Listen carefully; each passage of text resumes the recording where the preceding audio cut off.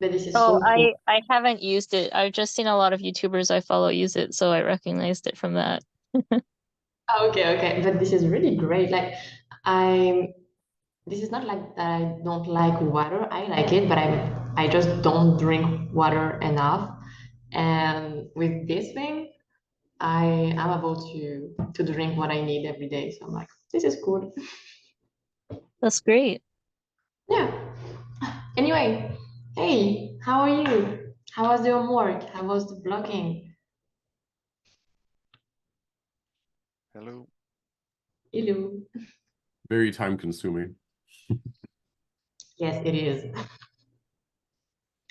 Just checking with the feedback tier. I don't know if Kaz, Natalie, and Blanchet, because I don't have your homework yet.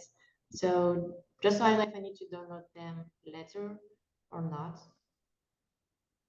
I don't even know if you're in the chat right now. Not sure because I don't see you. Okay. Anyway, so yeah, today I will show you the beginning of my render because my image is not finished yet. So you will have the final image for the last week, but you will have like already a big part of the process. So yeah, let's start by the review. So I will look at your blogging, see if there is anything we need to fix before you go into the render. And I think that's pretty much it because we have like more than 2 hours and a half of recording with the render. So we have a lot to look at. So the first one is Irish Ra, if you are here.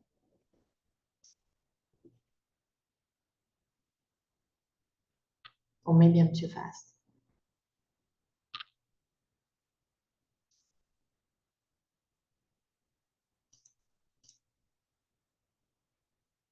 Okay. Isabella, you are here. I'm sure I saw Yes, you. yes, I'm here. Okay, cool. Let me open what you did. I will open the one with the mood board so I have everything on it. Okay, cool. Really cool. So you did a 3D base, right? No, no 3D. Oh, I was thinking cool. about it, but I said, oh no, I want a challenge. This is really great then, because I remember I was like, yeah, maybe you're gonna do a 3D base because you're used to do it. But this is really great. The perspective looks on point. I already had a look at your artwork before, just to be sure I don't miss anything.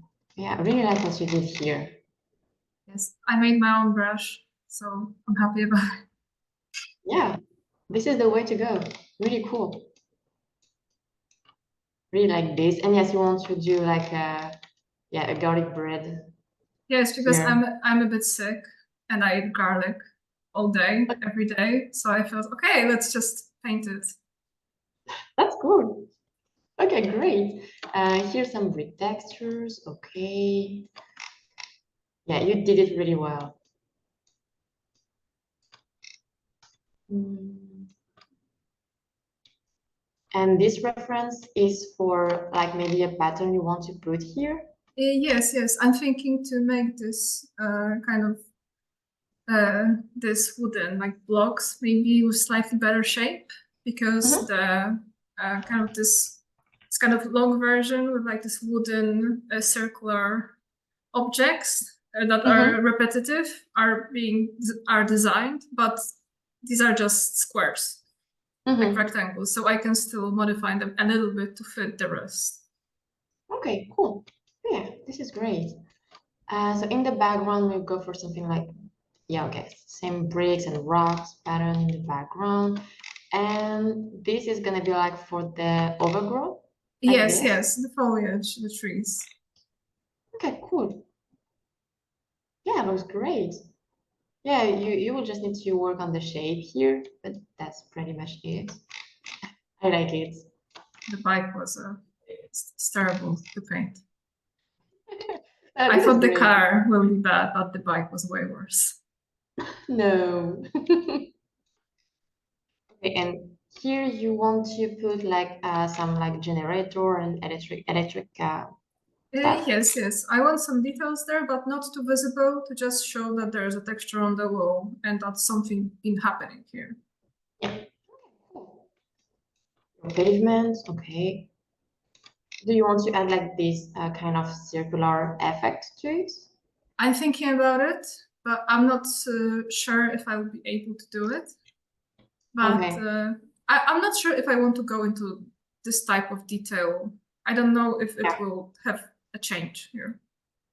This is what I was about to say. Like, I think you don't need that much. Like, we don't see that much the floor here, so just don't add too much detail. You already have a lot of design element to work on.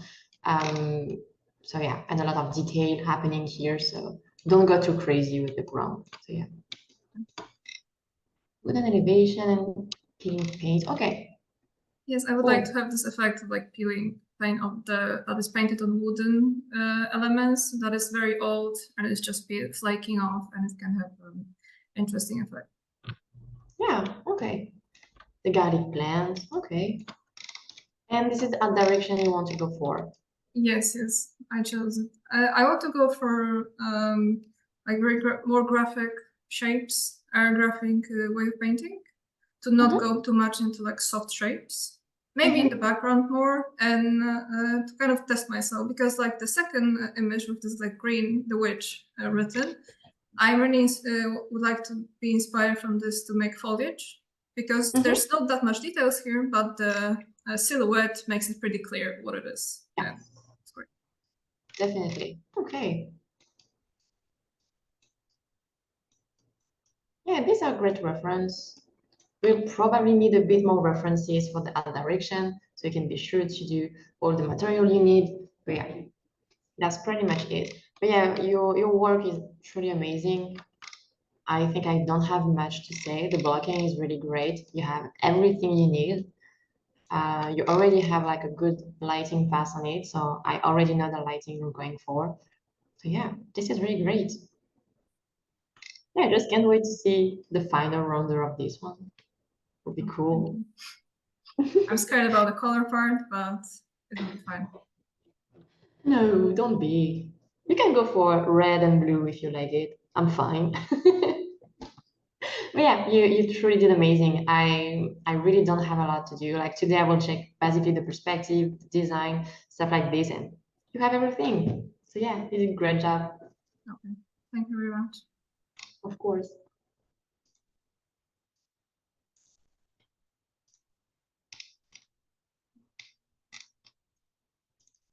Okay, now I have one if you are here.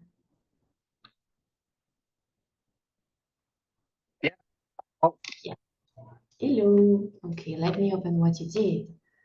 This cute bakery. Oh, and I put the chat here. Okay, so how was it for you? Was it like time consuming, complicated, or anything? Not really. I changed a little design of the silhouette of the house, made it wider, but I didn't much of anything else. So it was just like 3 hours or something that took me. Yeah, okay. So I just have a few things to say about this one. Let me open this and this. We're gonna do everything in pink today. Okay, so that type of door, or like you know, when you have like this window on the door, is because the door is supposed to be like at the same height as your face, basically, so you can have a look inside it. So it means that, like, let me show you my best guy. So this is the size of your guy, basically, something like this. So if this guy is inside, I'm just not really sure about the window. Like maybe the window could be like a bit higher. Right. Yeah. See what I mean? So yeah, just think about this when you're gonna do the render, basically. And think about the perspective as well. Like here, I'm supposed to see under it. So these are really small detail, but yeah, think about it when you're gonna do the final render. So it also depends on the art direction you want to go for. Like if you want to go for something like really flat and you decide to basically like use the perspective, but just on some precise area and the other props are flat, I'm fine. But then I just need to know more about the art direction you want to follow, basically. So, yeah. Right. Yeah, no, it's not that. I should have added that more planes of things. Yeah. Okay. Also, So, yeah, I wasn't sure. Sorry, go I wasn't ahead. sure about the blurred trees in the foreground.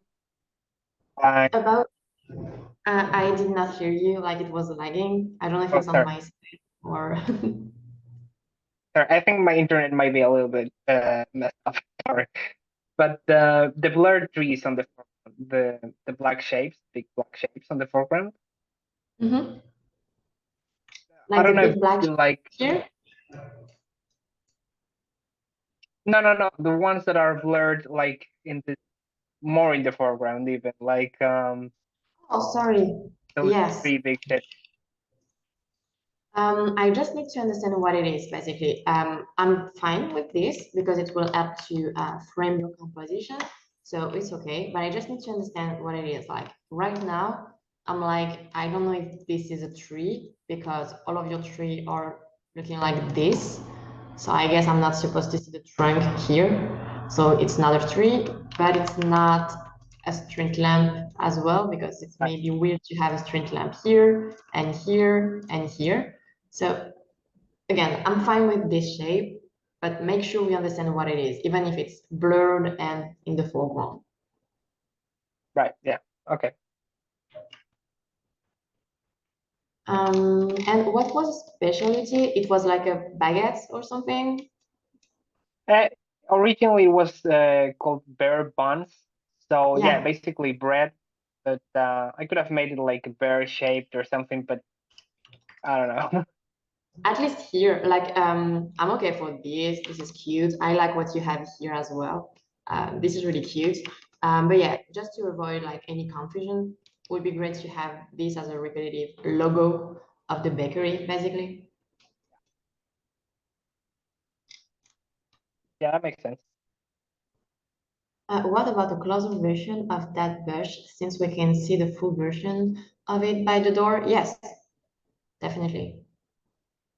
Oh, no, we can go for this, yes. This is great to repeat pattern like this. So yes, this is a good idea as well. What else? Loving all the beer motif in this. Yes, this is really cute. Thanks. But yeah, I think that's pretty much it. So yeah, let's say, oh, sorry. Yeah, we say be careful about this, be careful about the perspective, and try to make this have more sense, basically. But that's it. Okay. Okay. Thank you. You did great. Thank you.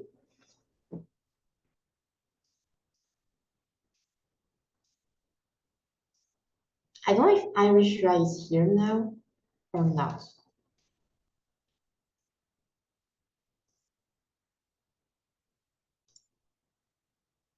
Okay. So then I have Raphael. Yes, hello. Hello. And you decided to go for line. I was Yeah. like, what? Okay, explain me your pain.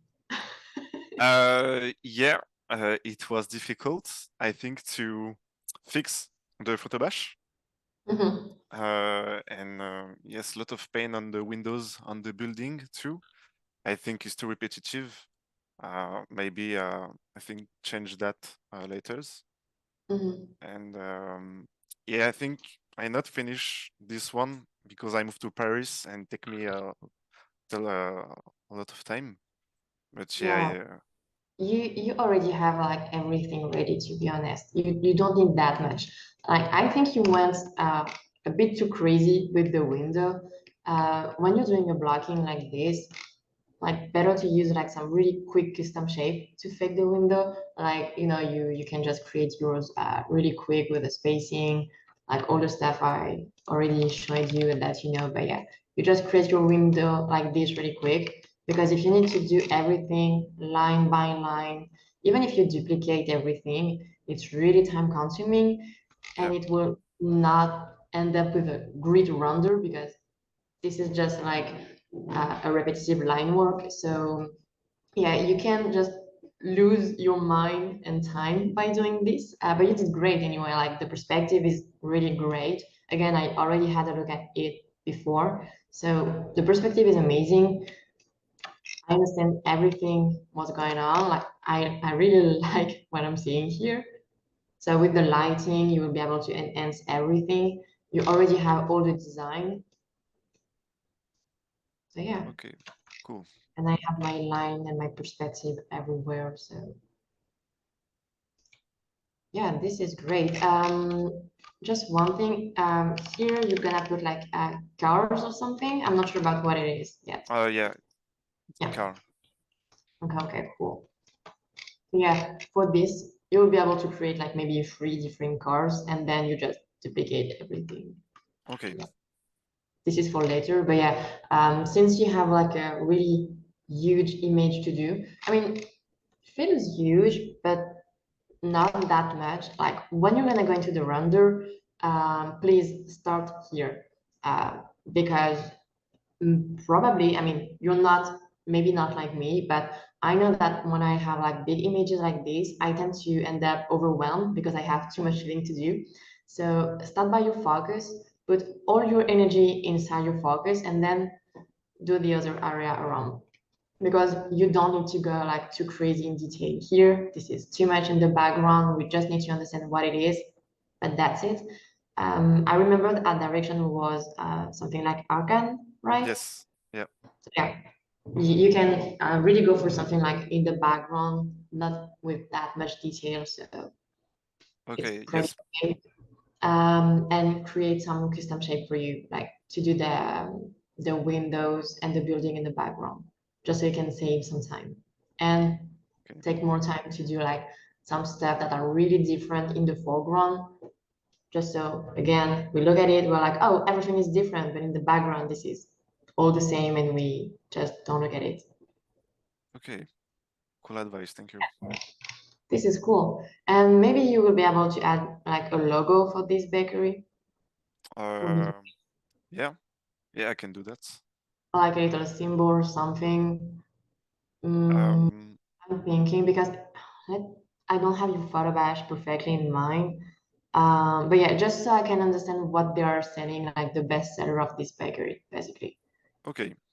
So yeah, either with the storytelling, like we see the people with like this precise bestseller in their hand, but maybe it will be too small. So yeah, maybe if you want something little, just maybe something here, or a little something like here or here, whatever. If you want to go for something huge, you can create like a big neon logo of a crescent or something. You choose. Okay. But yeah, other than that, this is really great. Great Yes. job. Thank you for feedbacks. Of course.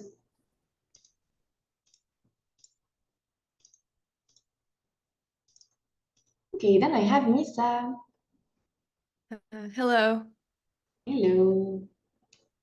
How was it? Good. I started on it today, so I didn't spend a whole lot of time, but I tried to get like the gist of the main elements of the bakery. I know there's like some details I still want to add. Like the side buildings are not really resolved, and I think there's some perspective issues as well that I still need to fix Yes, too. I Um, think so. Let me check. yeah.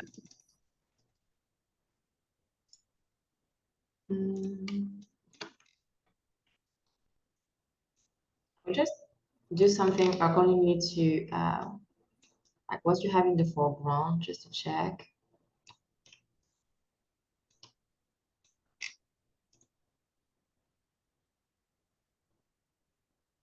Mm,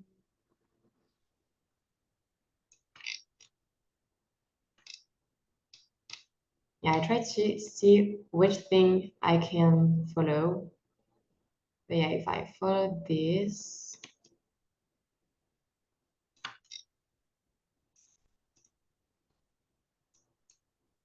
okay.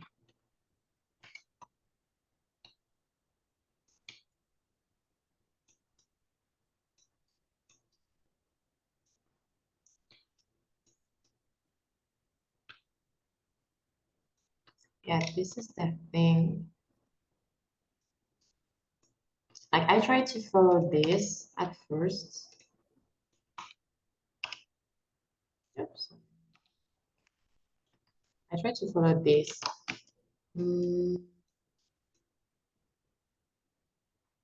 But yeah, here in the end, I have like already some little features here Mhm. because like it followed great here, here more or less. But yeah, it's pretty okay. But yeah, you will have some perspective to fix because you have like your horizon line here. So it will be hard to see the top of this, for example, like this is just impossible. You will just have like this basically. Sorry for the color dynamic. But yeah, and you will not see the top of anything. Yeah. Same here, don't see the top. So yeah, just be careful with this. Same with the stair, because we'll see like the top of the stair more than anything.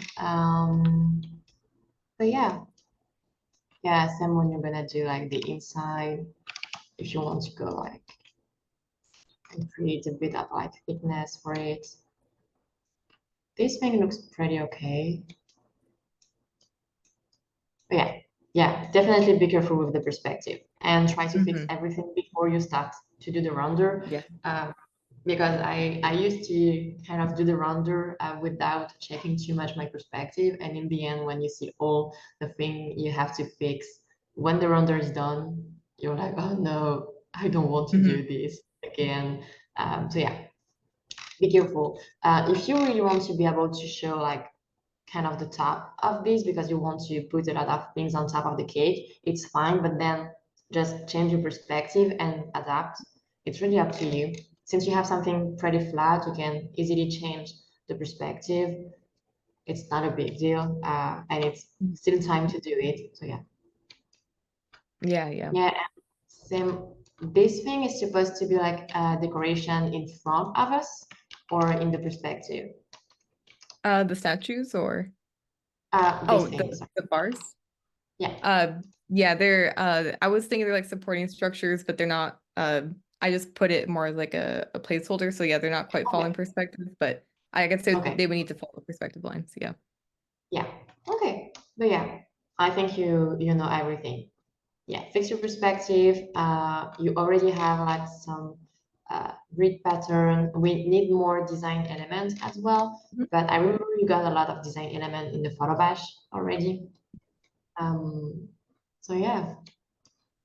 Yeah, I wasn't sure. Oh, sorry. No, go ahead. Like I wasn't sure. Like I had like an idea for like a name of the bakery, but I wasn't really sure where to put it. Because like originally I was thinking about like the archway area, but I put this like face thing in. Yeah, it's difficult kind of fitting in some elements. I don't even know if it needs like an actual name, but like it doesn't have, it just says bakery, so I don't know.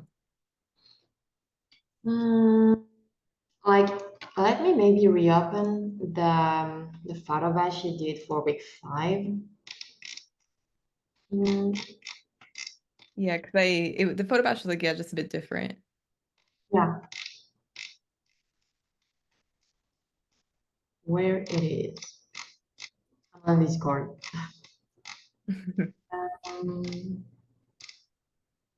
Okay, here. I have it.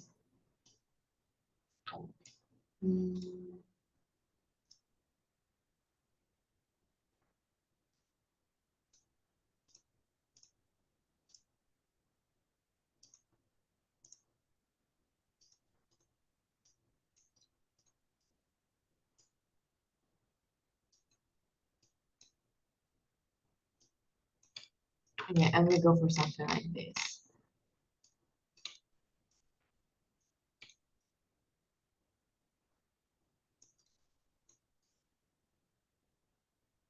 And yeah, it was cake. The best seller was cake. Yeah.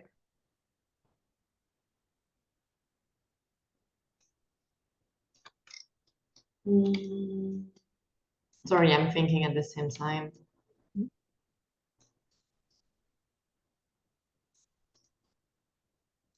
I have too many ideas, and maybe it's too crazy. I don't know, but like since you have like a fruit design here, like something you can put in cake basically, and you already have cake here, and I guess this is the main entrance of the bakery, right? You decided to put like some ants and here like the eye of like kind of a statue or something. Maybe it could have been great to have the door having maybe a shape of a fruit or something, so you can have like something repetitive with what you have here, and so the hand can like carve a fruit or something like kind of what we have here. Something a bit more organic, and it will go well with like the organic shape you have here as well. So could be great to test some design thing like this. So yeah, this is just an idea, but it will definitely help to serve the idea to be like, oh, these two stuff are going together, because right now I'm like, okay, this is the bakery and this is maybe something else. So it would be great to have something that can make these two fit together, and so we understand, okay, the entire thing is the bakery. Yeah, that makes sense. That could definitely help. So yeah, try to find a great design for the door and some repetitive pattern of this fruits for the fruit cake, basically. And I think it will make it, since you already have like this cute cake here, and you put some fruit on top of it. So yeah. Yeah, that sounds good. Thank you so much. Of course.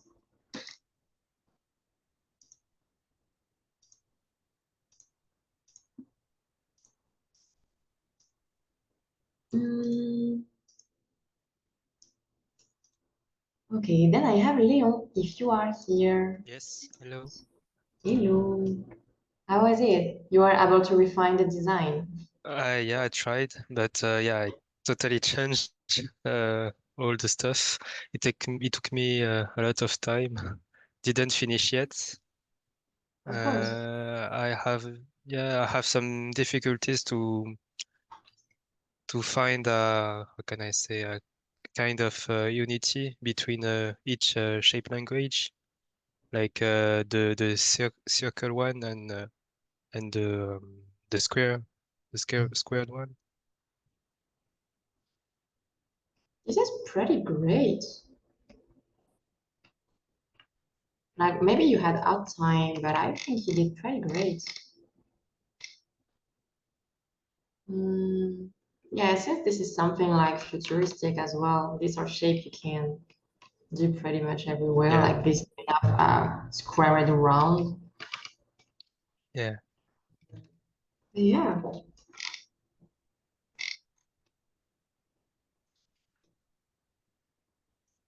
And there will be like pretty much nothing in the background, right? Because this is in the middle of nowhere, right? Yeah, just rocks.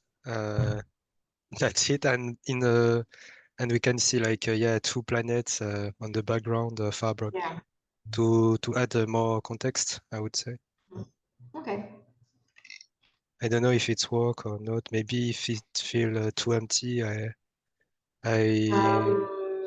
The thing is, when you're doing this, to me, it feels more like you're showcasing a prop, with nothing in the okay, background. This is just my personal thought about it.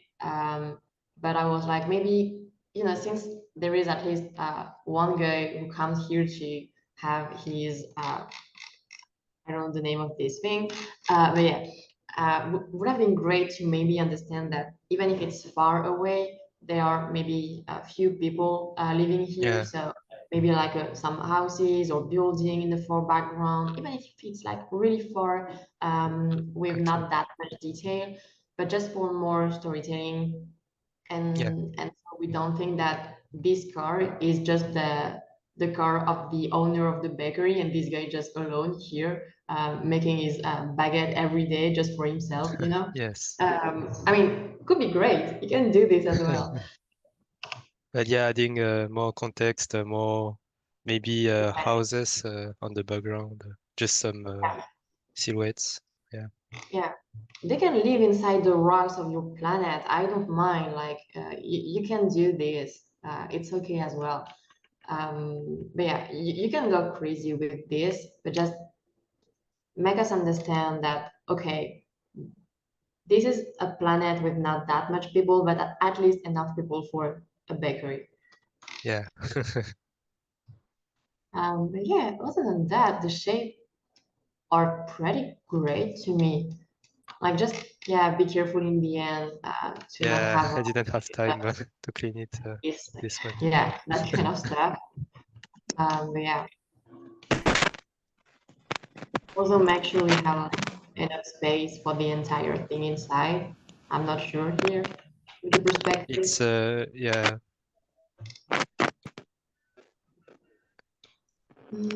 Yeah. Try to think. Be careful about this edge here. Again, I know you're not doing the rounder. But yeah, just so we understand, like that this thing is like directly on the floor. But you will Yes. have like, probably some rocks or stuff going on as well. That will have to integrate it Yeah. to the ground. What else? So yeah, I'm trying to go into all of your story one by one.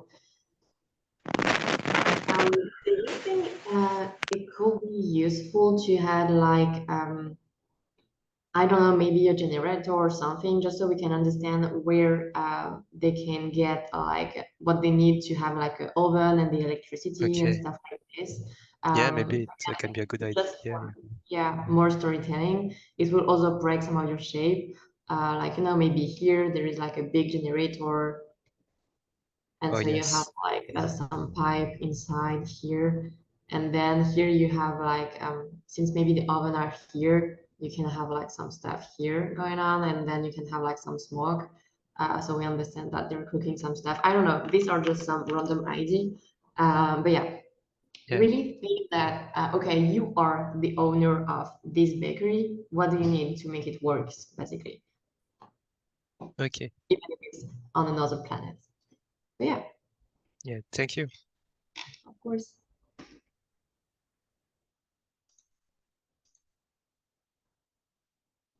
Oh yeah, I don't know who was doing a mess with the mic, but yeah, thank you, Pius.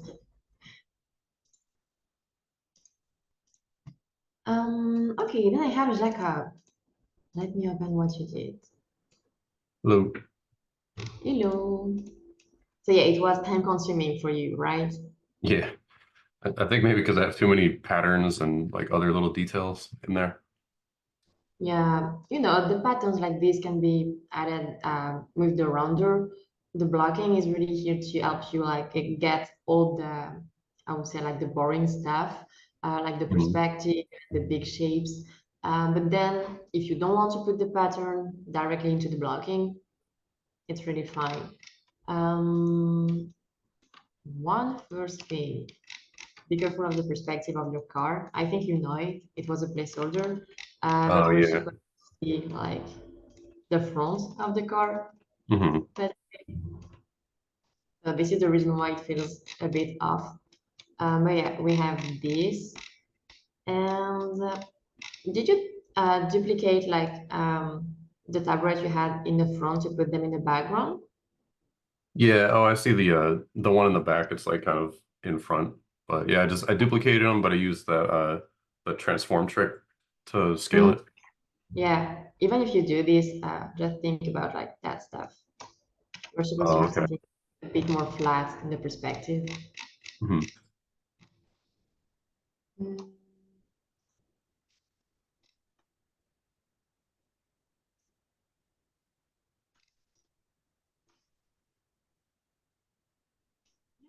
Okay, great. Oh, one thing that was taking a long time, or it seems like it's going to take a long time, is all the plants. Yeah. Like the palm trees. The one on the right side, I used kind of like a fuzzy brush for it, but then the big one there, I used like a more like chunky line brush. But I was like trying to figure out like how can I make them more kind of like stylized without drawing every single leaf, using the lasso tool on it. Yeah, it really depends on the art style you want to go for. I don't remember which art direction you wanted to go for. Maybe I can open it again. Mhm. Let me open your mood board. Yeah, I forget which one I used for like the art direction style. I've mainly been just looking at like intergalactic stuff for this one. Okay. Okay. So yeah. Then if you go for intergalactic, you can basically do, okay, maybe I can go on my Instagram really quick because this is a lot of lasso tool. Hmm. Mm.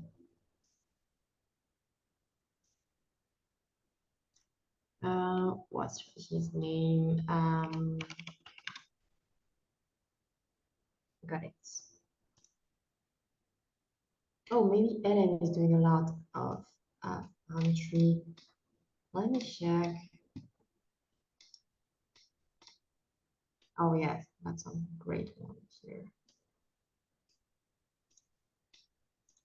But yeah, lasso tool. I know this is not palm tree, but yeah, this is the idea. Like you go into lasso tool and then inside your shape, you paint your value basically. I think this is the Oh way to go. yeah. Yeah, I was wondering if You're I'd have to draw like every leaf. Oh, sorry. What was it? Yeah, no, go ahead. Oh yeah, I thought I might have to draw like every leaf. So I was trying to find a way to not do it, but yeah, it seems like it looks better that way because then Yeah, the leaves are in the right perspective. yeah, definitely. You don't have to paint everything. Just a little bit of texture inside it will do the job, and that's it. And again, this is not your focus, so we need to understand what it is, but that's it. Oh, okay. Yeah, you have him, and I think there is. So it was Michal Sarotyuk, and I think Hélène is doing it as well. Oh, Selena, not Hélène. I'm sorry. This girl, I think she's doing a lot of stuff, kind of like Michal is doing. But yeah, you have some stylized palm tree like this. So this is basically a rag brush and then the smudge tool to create shapes. This is just an idea among many other. But yeah, here as well, we understand that this is palm tree, this is cool, and this is just like, you know, a round selection and then few brush stroke and that's it. Oh, okay. Huh. So there's really many cool ways to do it. This is pretty much the same way as before, like rag brush and then a bit of smudge tool. Do I have one more? Yeah, and this one is just lasso tool. So yeah.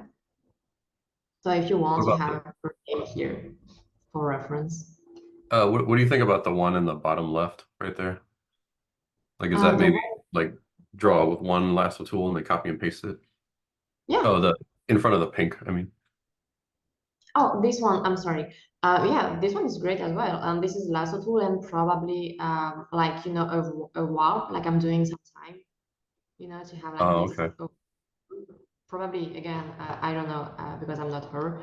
And then she kind of erased some of the part and it worked really great as well. But yeah, this is a lasso tool definitely. Okay. Cool. Yeah, I'll try that. and go for it.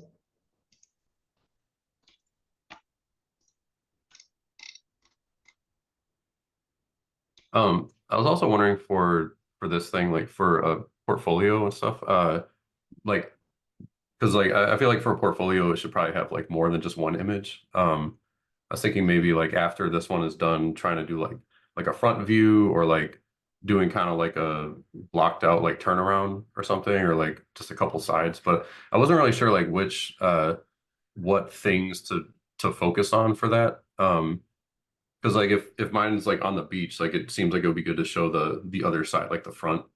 Mhm.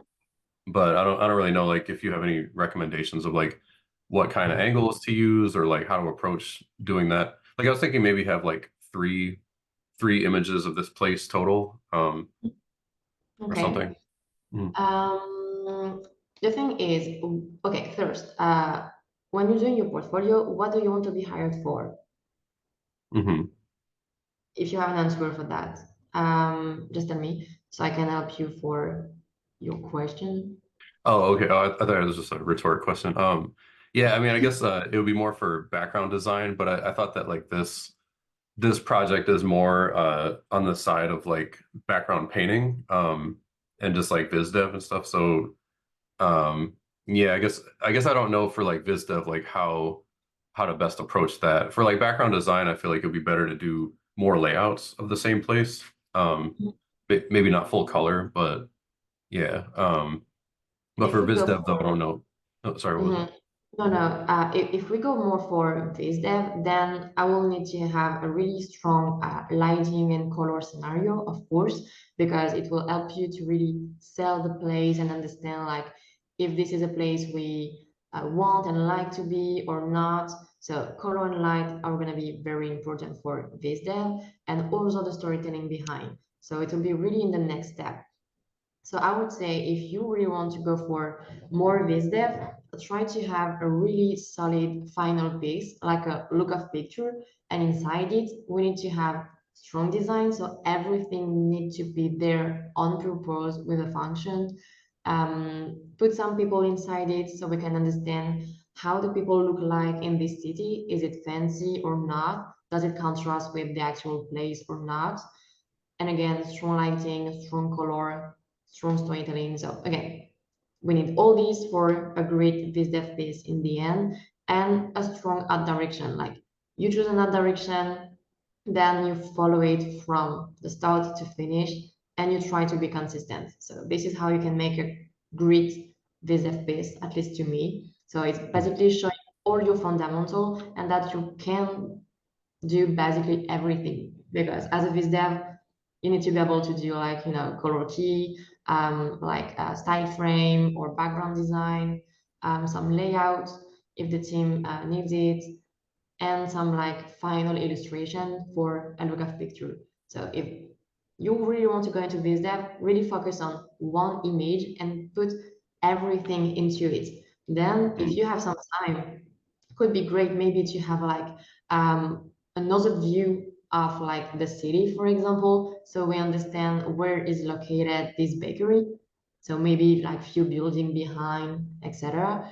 And maybe a view like of the beach, so we understand what's going on this beach. Is it like a beach where people are used to have a drink or not? Do they maybe party on this beach, or is it just like a traditional beach with just like kids and so on? So yeah. Oh, okay. Yeah, that makes a lot of sense. Just to clarify, like for the difference between for like a viz dev portfolio and a background portfolio, like the viz dev one, if I do like those multiple views, like they should all have the same like color and art direction, and like the styling is shown through all of them. Whereas like if it's for a background design portfolio, maybe it's like the different views of the same building, not so much the external. Yeah, the thing is, again, if you're doing this dev, your business needs pretty much to have everything. If you want to go into only background design, for example, you can just keep everything like in black and white. You can keep everything in line as long as the design is working. Fine, because you want to go for background design. If you want to go for background painting, as I was doing before, some of my pieces were missing storytelling, for example. So the lighting and color were great.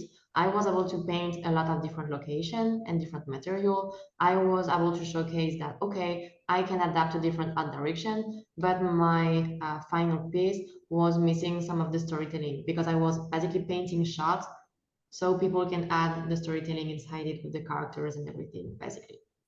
But now I'm doing this dev. Again, I'm not able to post what I'm working on, but now when I'm working, I really try to think about the design, the color, the storytelling, and if I choose this lighting, this specific color, what it will, how it will impact the storytelling as well. You know, so again, this dev is really a mix of background painting, like color key, background design. So really up to you. If you want to put everything in a single piece, if you want to be like, oh, this one will showcase only my background painting skills, and I will do other piece that showcase maybe color key. So in the end, the recruiter can see in my portfolio that I can do everything, even if it's not in one single piece. So there is not only one way to do it. So yeah, if you want to show, yeah, I can do like kind of a turn of this city and show you multiple view. So I can show you that I'm great in perspective, I'm great in design. Yeah, this is great. Okay, cool. Thank you. Of course.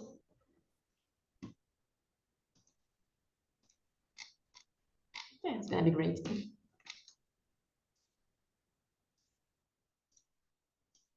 Then I have a woman, if you are here.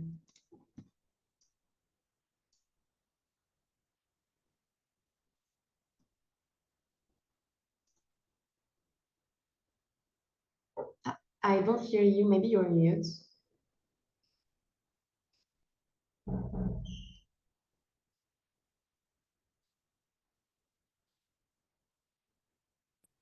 Can you hear me now? Yeah, I can. Yeah.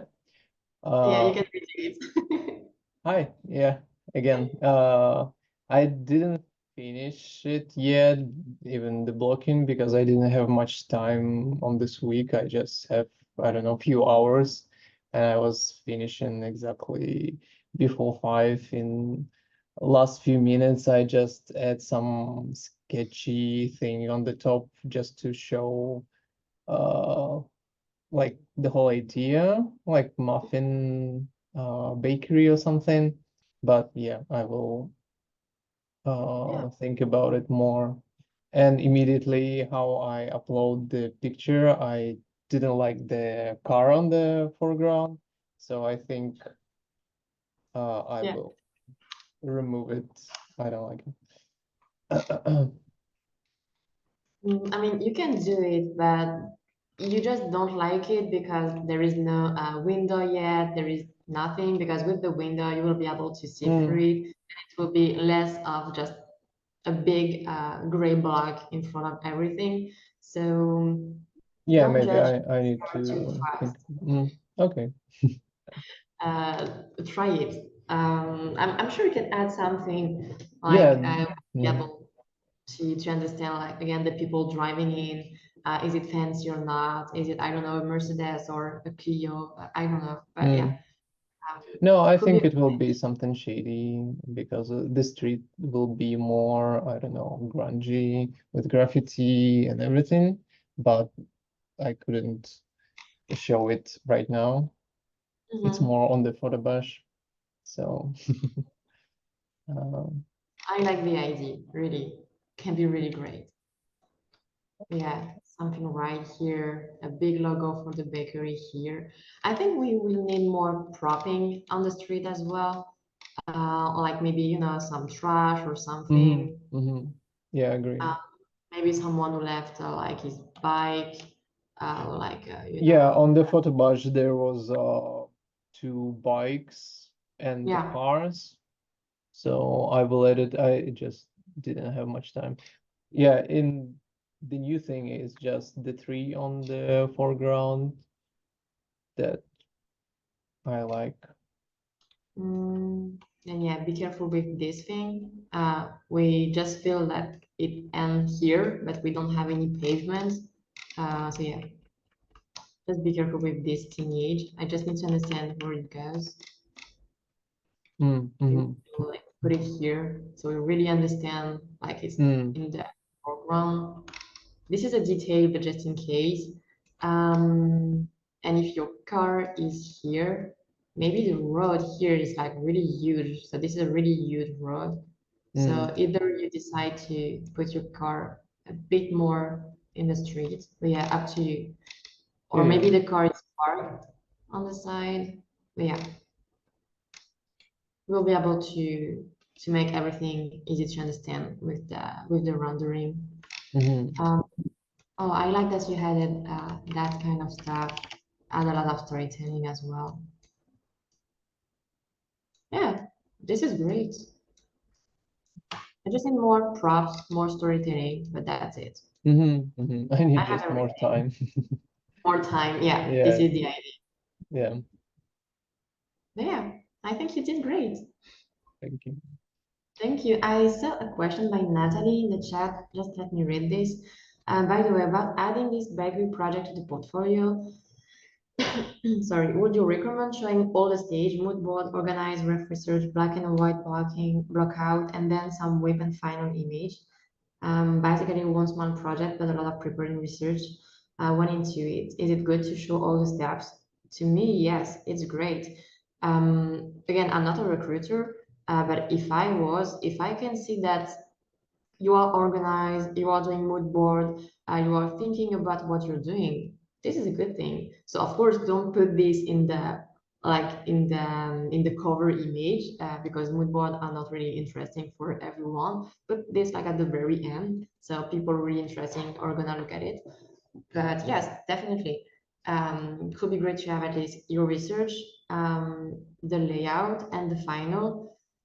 And then it's up to you. If you want to put some whip, you can. If you don't want, it's fine as well. Like really depending on what you want. But yeah, at least blocking, reference, final, I would say.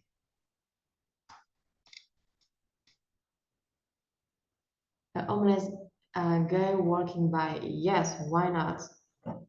Or asking for a muffin. But yeah, you can do everything. Yeah. Okay, thank you. Of course, thank you. Then I have Katya, if you are here. I'm here. Hi. Okay, how was it for you? I just need to work more. Yeah, But it was a pleasure. Yeah.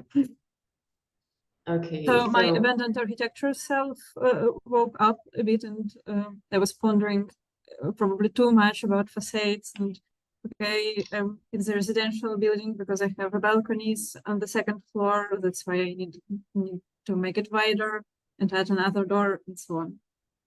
Okay. So just one more thing, just be careful with the perspective, basically, because I have one perspective like here and here. So just trying to have one perspective and follow it. And in here, like, we're supposed to have more something like this, and then we're supposed to see like this side of your cake, basically. And then here we're supposed to see like the top of it. Again, I know your blocking is not finished, but yeah, be careful with the perspective. This is the area where you need to be careful.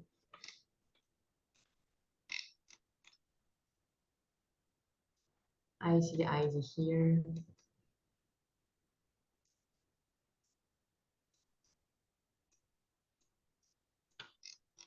Yeah.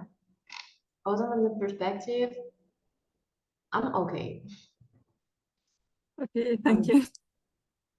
But yeah, really, double check this, fix this, finish the blocking, and then go into the render. Don't rush too fast into the render before you fix this little perspective thing, because it will be a mess to fix after. Yeah, this is cool. Will be great. I hope so. Thank you. Of course. I don't know if Irishra is here now or not. Ah, yes, I'm here. Oh, sorry. No, that's fine. It just I don't want to forget you at the end, so I want to be sure I review your work. Let me update this. it's lagging. Okay, great, I have it. Cool. So how was it for you? It was, I liked it. It was fun. It was a fun process. I had extra time, so I got to block in a few more things because I'm worried that, if next week something happens, I'm like, oh no. So I'm trying to get in as much as I can this week. But I had fun. I really like the process of the photo bash, and I think I might use that a bit more in the future. Yes. I'm glad you like it. They are incredible. Like these two, they are incredible. I like them. Yay. Yeah, I had fun making these two. I think they're my favorite too. Yes. Oh, that's cute. Yeah. This is so cool. Really so cool. I'm gonna buy a cake for a birthday party or something. I was going crazy at this point. I was like, yeah, let's just put a lot of weird creatures here. They are great. They are really great. So add a shadow here, fix text around the bread. Add dirt shaping on all the wall building, okay. Add text around the pavement, okay. Okay, so I just have a few things for you, not that much. I'm not sure about the size of this thing. Even if you go for something really cartoony, it's maybe a bit too big. And I say that because here I have something medium, here as well, here as well. So it's a bit too repetitive and maybe could be great. You know what, I will test and see.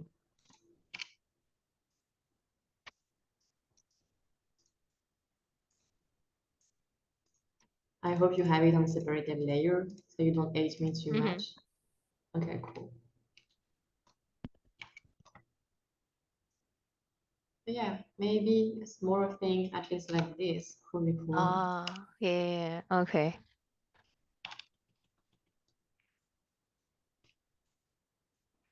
Sorry, just to give me a quick idea.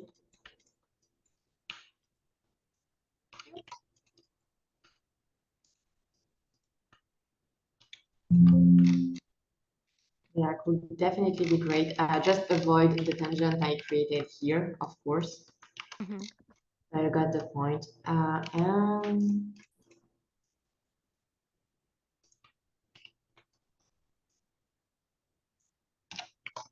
I'll check, but could be great to maybe not have everything inside the image because right now, like all my objects are inside it. Even this building is like at the very limits of the image. So if you want, yeah, maybe use this one as a way to like expand the frame out of the frame basically. And like maybe what you can do if you want to add a bit more depth to your painting, but at the very end again, when this one is done, like you can just try to put it in perspective, like maybe on the other street in the background or something with some atmospheric perspective. But yeah, just so we understand that we have perspective and so it's a bit less flat. But yeah, just an idea. If you don't like this, don't put it. No, I like that. Yeah, just repeating and giving some scale as well if you repeat something. Yeah.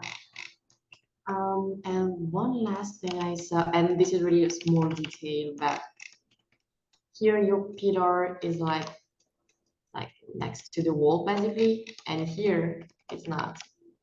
Oh, So okay. this is a detail, but really be careful about this because here you did it well. Okay. So this is a really small thing, but I'm used to do that type of mistake. So now I'm like, oh, I see it. But yeah, I think that's pretty much it. Other than that, we did really great. Thanks, Leia. I Yeah, I like think it. the electric thing, yeah, I think that does help because I was kind of weird, like the scale kind of feels weird to me, but I think repeating it might help as well. Yeah, for sure.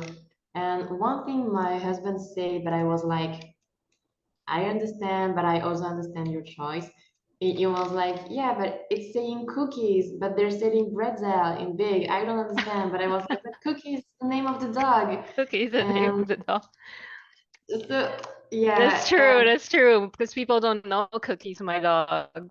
yeah, and so I was like, but you know, there is cookies here. And in the end, Pierre was like, but maybe the bestseller can be a cookie instead. So it can maybe make more sense. And I was like, yeah, why not? But I understand the choice, so up to you. I'll But try it out. was, Yeah. it was a good thing. Since Pierre doesn't see your photo batch before and didn't have like the storytelling about your dog, yeah, I guess a lot of people will not have the reference. So yeah, maybe it could be great if you don't want to change the name of your dog, which is fair. Maybe change the speciality into yeah, a the cookie. dog comes first, not the background. No. Of course, dogs come first. No, but I'll try it out. I think yeah, that makes sense. Unless I Yeah. want to put like my dog's photo there dedicated to Cookie, but Yeah. it seems like she just passed away. But okay, yeah, I'll do the Cookie. Okay, cool. That sounds like a good note. You did amazing. Thanks, Leah. Of course. Can you explain the reason to put some elements outside the frame as someone who does that sometimes to extent of scaling, everything done to fit the frame? I'm really curious. It's really so we don't think about your image just as a perfect frame image. Like if you are looking at a movie or just walking in the street, most part of the time you will take a picture and not everything will fit into it. Like you don't have to draw everything in the frame to make us understand what's going on. And it really helps for the scale as well. Like if we have something outside the frame, but we can guess what it is, it's enough. So it's really a matter of composition, basically. Composition and scale, both. Of course.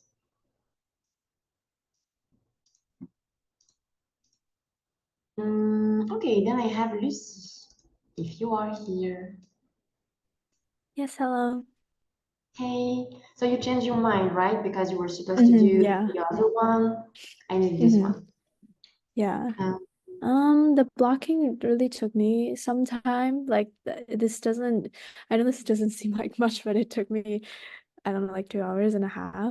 And it was, yeah, I was thinking that the whole image in general seemed like it lacked contrast a little, because it seemed maybe I went a little bit too high key with everything, or maybe the contrast between the lighter values and the darker values weren't enough. Yeah. Yeah, I will open your photo bash at the same time.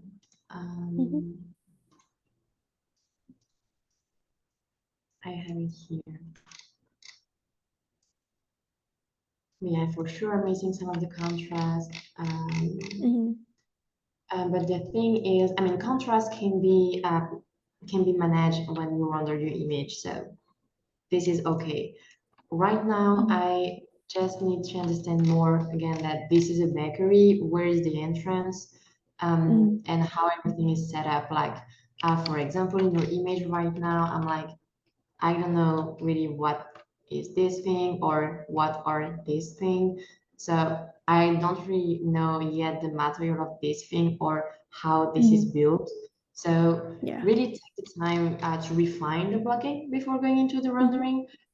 You have time, like we still have like 1 week, and after week 8, you still have time to work on it because I will give you some last feedback on week 8. So you still have time, don't worry about that. But yeah, really don't miss like all the structure into it, like all the props, like the pipe going on here. These are like really important stuff that will help you to add more structure. Like here, I need to understand that here maybe we see under, for example. Same here. Here I'm like, not sure to understand what's going on. So is it like the side or the front? And I'm like a bit confused. So be careful about this. And here, I was thinking of, yeah, adding a light source in the back with the street lamp there, but I yeah, wasn't sure why if that would be a not? good idea. Mhm. You can do it, but just be careful of the thickness and the scale of everything. Yeah. Take a bit more reference. But Mhm. yeah, because it was a bit too big, and in the end you end up Yeah. like with only like big shape everywhere. So be careful about Mhm. this. Okay. And since this thing is reacting to the wind, and we Mhm. see it here as well, like this is a really tiny thing. So really Mm. go for it, like go for something really tiny. Okay. And what would be even great, and this is what is happening here. It's like it's taking the wind as well because this is really thin. So this is not straight at Mm. all. It will take the wind as Okay. well. So these are like some really tiny things, but really important in the storytelling and the function and design of each object, basically. Mm.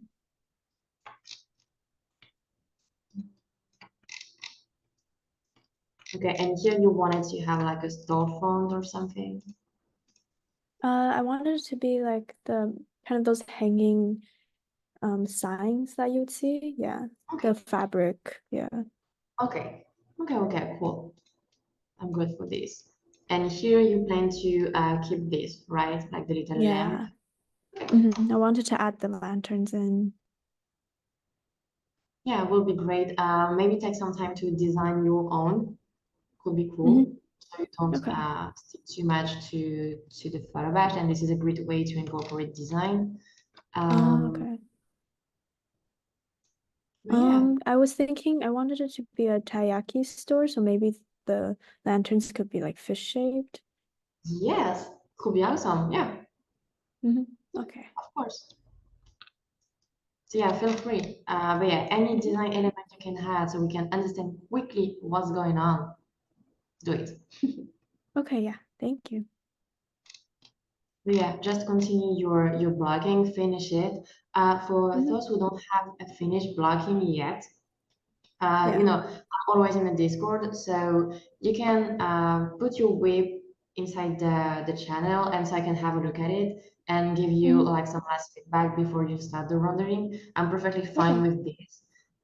Okay. So yeah, for you, Lucy, or for other from the feedback tier, even in the spectator, if I have some time, I always check all the work from everyone.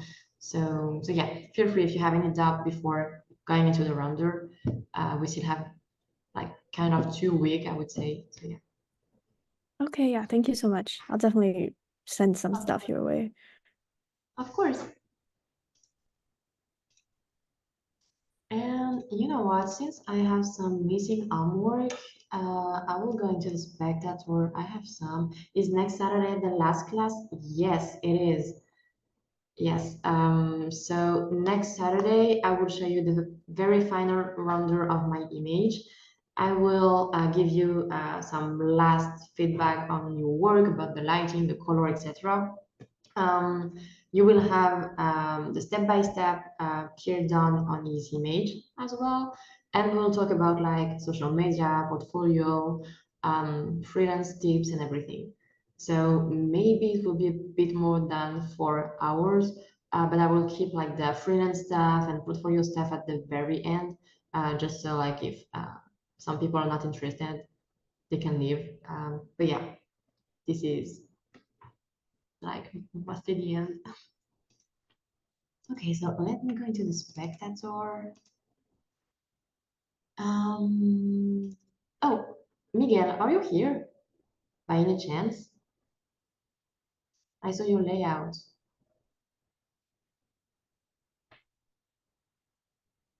I'm interested in making money, Jacob. Okay, I will tell you everything. Looking forward to the freelance chat. Yes, I'm not shy talking about like money or how many do I earn. So we'll talk about everything. Okay, so Miguel is not here. Someone else. Do I have Casson?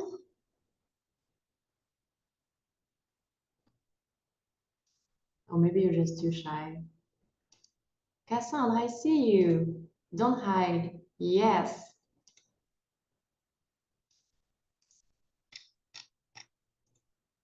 But I can't hear you. I think I see you're on mute, but I can't hear you. You can talk in the chat. It's fine.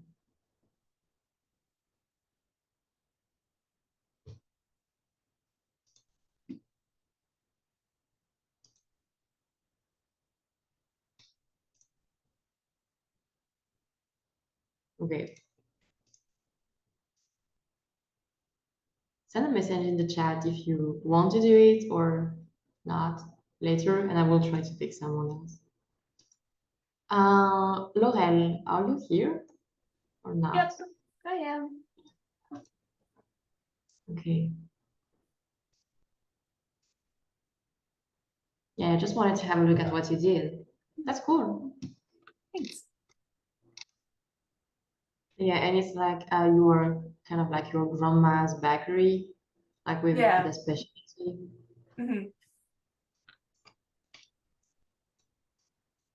Okay, cool. And what was the direction you wanted to go for? I'm not entirely sure yet. I know I want to continue doing kind of what's similar to in my portfolio. I think for me, the biggest question is doing the time of day. So I was interested to see kind of when we talked about coloring, how that would kind of change my thoughts about the art direction. Yeah. Okay.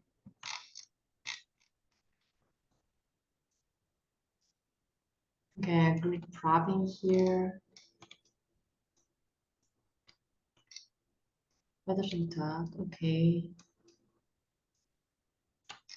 Okay, this is the painted wood. Okay, great. Yeah, this is great to not always already put the like the design in your layout, like the design of the pavement, because most part of the time we do it with like custom shape and custom brush. So if you do it already in your layout and in black and white, you will kind of lose time because you will do it twice, like one time in black and white, and then you will redo it in color. So this is pretty smart to just leave a gray black. Again, if you have some time and it's for a client and you want to send a rough idea of the pattern, of course, feel free. But if you just want to be efficient, it's great to keep it like this. I have a good brush, really cute. Okay, some extra sign, you have the train. Okay, the wood behind. Yeah, I have everything.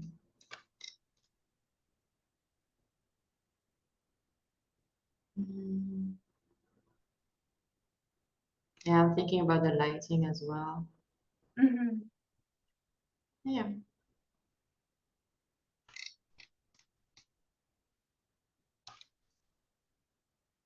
And you will also have like some projected shadow here probably, but yeah. Yeah. Depending on the intensity. But yeah, looking good. Thank you. Really, can't wait to see it in finish. Thank you. Cool, great job. I can reopen the Discord just in case. Yeah, I think I don't have that much complete homework then. I had the one from Castle and Miguel, but they're not here. But yeah, you know what? We do a quick break and then I show you the demo basically because the demo is pretty long. So yeah, I think we can do this because so we can avoid to do like the break between like in the middle of the demo if it sounds good for you, like a 10-minute break and we come back. Okay? Yes. Yes. Okay, see you in 10 minutes. See you.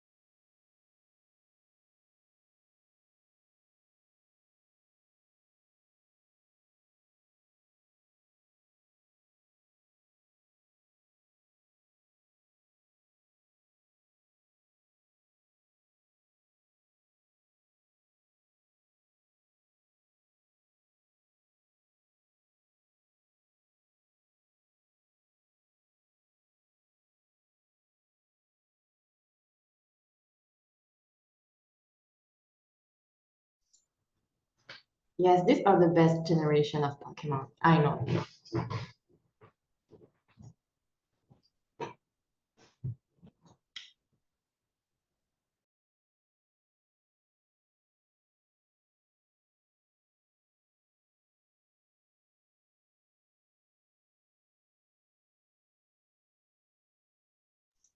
Have you seen the stop motion Pokemon show on Netflix? I started, but the thing is, I don't know how we say that in English, but this material they are using to do it, it scares me. Like really, it's like Wallace and Gromit for me. And when I see it, I'm like, "Ugh, I can't." So I think I need to try again and be like, hey, you're not a child anymore. Please, you can look at a Pokemon series like a normal people. But yeah. I think that one it's they're not using clay. It's like Okay. it's like 3D printed and like felt, and some of it's kind of like fluffy a little bit. But I know what you mean. I always feel like stop motion just like inherently looks very creepy. That's why I think things like Pinocchio, like Guillermo del Toro, Pinocchio looks really good. Just like a lot of like stop motion just looks like very creepy anyway. So when they make something creepy on purpose, I think it looks better. But if they make something cute, it's hard though. There's another Japanese show. It's called Pui Pui Molcar. No, I don't know this. Let me Google it. It's a show about guinea pigs that are cars. Okay. And it's all stop motion, but it's all like kind of like fluffy. Okay. It's really cool. It's actually super funny. It's like for babies, but me and my girlfriend watched it. We were like just like rolling our asses off laughing. Because there's no words in it anyway. It's just all like visual action. But I really Yeah, recommend. I know them. I already saw the design of this thing. They're so cute. Yeah, they have 2 seasons now. They're what is it?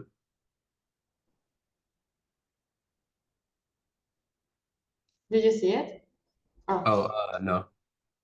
I was like this thing. Yeah, that's it. Yeah. They have 2 seasons now. I think it takes a long time to make, and they only have like 6 episodes because it's all like stop motion. I mean, okay. I will check. I will check it for sure. But it's all I think all the animation is like felt or like some kind of soft material, so it doesn't look all that creepy though. But it still kind of has like the jittery feel of stop motion. It's not like CG. Mhm. This one is amazing. Look at this face. And now he's sad. Okay, anyway, I will stop. Yeah, it's funny in that world, the humans are like the little creatures, and the guinea pigs are like the cars that they sit in. So they actually Okay. do drive the cars around, but the sometimes like it's like the guinea pigs like they have their own mind. So like if a human gets in, it's like the guinea pig's the one driving. It's like a really weird concept. It's for babies though, so that's Okay, why. okay. Makes sense, yeah. But I'm fine to look at like a baby series. I'm okay. Hmm. Yeah, the Pokemon one is pretty cool, but I think it's like more like 3D printing because there's people in it, and some of the Pokemon they have like smooth surfaces. I think Mhm. yeah, I kind of forget. I think yeah, Psyduck is like one of the main characters, and I think it's just like 3D printed or like some kind of rubber model. Yeah, that's it. Pokemon Concierge. Yeah, but she is creepy already. Like, okay, the Pokemon, they're kind of fluffy, but she's really creepy. Like, I don't know, maybe she wants to eat my soul right now. Like, I don't know. Yeah, I know what you mean. It's like it's kind of hard for it not to be creepy because it's like Yeah. it doesn't look like a cartoon. It doesn't look like I don't know, they kind of like move sort of like in a stiff way, like a toy or Mhm. something. Yeah, I just feel bad looking at her. I'm sorry for the people who did it, but I'm like, what do you want from me? I can give you everything. Do you want money? I'm fine. Keep it. The Oh, show yeah. itself is like very peaceful though. It's sort of like a good vibes show. Like Look, there's not. put a knife. Just put a knife here, okay?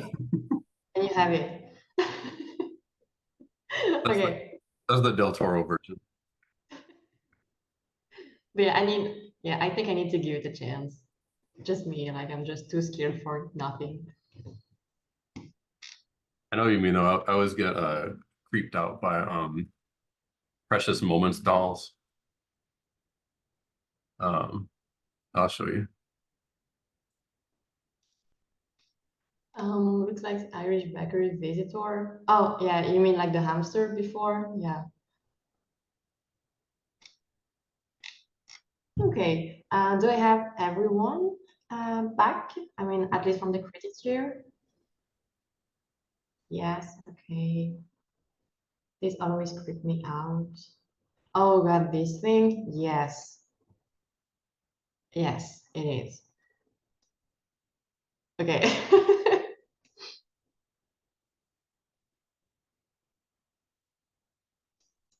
Okay, so let's go back to the class. So we did a review. Yeah, just before I show you the demo, I will show you what I have for sure. You can go back at the week 2 PDF. You have everything, a lot of tips and lecture we already did to make like a great image. So everything we said about how to plane, to render an image, everything about like contrast, design texture and everything. You have a bunch of stuff. So you can keep the PDF on the side and work with it. This is your new best friend for this week about color and light. You also have like some weird insights about how do I work my lighting on the Discord. Like I don't remember who asked me this about lighting color, but I remember Jacob wanted me to talk about this as well. Like if you want to like try to imagine your lighting in your piece, you can try to imagine you are the sun and then like everything that is in the shadow from your point of view, like all the things you don't see are in the shadow basically. So this is not really theoretical or anything, but yeah, this is something weird that worked pretty well in my mind. So yeah, we'll talk about this like probably during the demo, so you will see. You will have this in the PDF as well, just as an example, but this is something you can do before you start your painting, and this is something I truly encourage you to do in production or even for your personal painting, is doing pre-made textures. So if you want like to do brick texture, if you want to do stone texture, a roof or anything, like you can do a bunch of these, create a folder for your PNG texture, and so you can reuse them later. This is always very useful, especially when you don't have a lot of time. Create custom brushes and custom shape. So this one is from Henri Wong. This one is from Gabriel Gomez, and this one is just one I did really quick with a spray brush and some spacing. But the idea is this is great to download like other people custom brushes, but just remember that they made this custom brush for specific needs, specific project. So they did it on purpose. So sometime you will be able to use this brush as well. But most part of the time, I truly encourage you to create your own, just so you can really know perfectly the brush because you created the brush. And so they can really fit your specific needs. So take some time for this as well. It's really useful, like depending on the direction you want to follow, basically. And I will show you what I have so far. This is what I did for now. So this is far from being finished. There is still a lot of things in placeholder. I need to add more props, more life and storytelling into it. But yeah, this is where I am. I struggled a lot with the stained glass. Oh yeah, because I think I'm a bit special. Like every time I do a class, I like to do something I never did before, just so you can see me struggle. And so you can see that you can't do everything perfectly in one click. Like you need to test, you need to experiment, you need to fail to be able to find something great in the end. So I never did stained glass before. Here you go, and you will see me struggle, and this is fun. So yeah, I would finish it maybe like tomorrow or during the week, and I will upload the full render in one single video on the website. So you will probably not have the recording of this demo today, but once I will have the painting finished, basically. And I think it is here.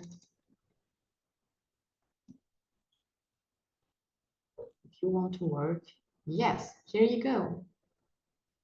So yeah, we have like a, yeah, almost 3-hour video, a bit less, but yeah. The violet rooftop. Yes, I really wanted to have it. That is so candy. Thank you. I had our time. Still need to improve it, but yeah. Thank you for struggling with us. Of course, this is part of the process. I want to show you that even when you work professionally, you will struggle every day of your life, and this is fine. And again, if you have any questions during the process, feel free. There is some cut sometimes in the process because again I have my reference on the side. I'm thinking, so when I'm like, okay, I'm starting to think too much, and you will have like 5 minutes with nothing on the screen. Then I pause the video, and you know, so you will have like some weird cut. This is the reason why.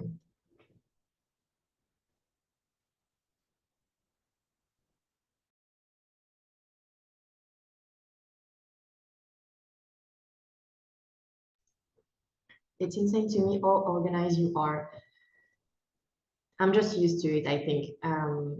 Like thanks or because of, I don't know, my past personal experience, I had to be organized. You know, I was a manager and stuff like this, so I had to be organized to be able to do my job well.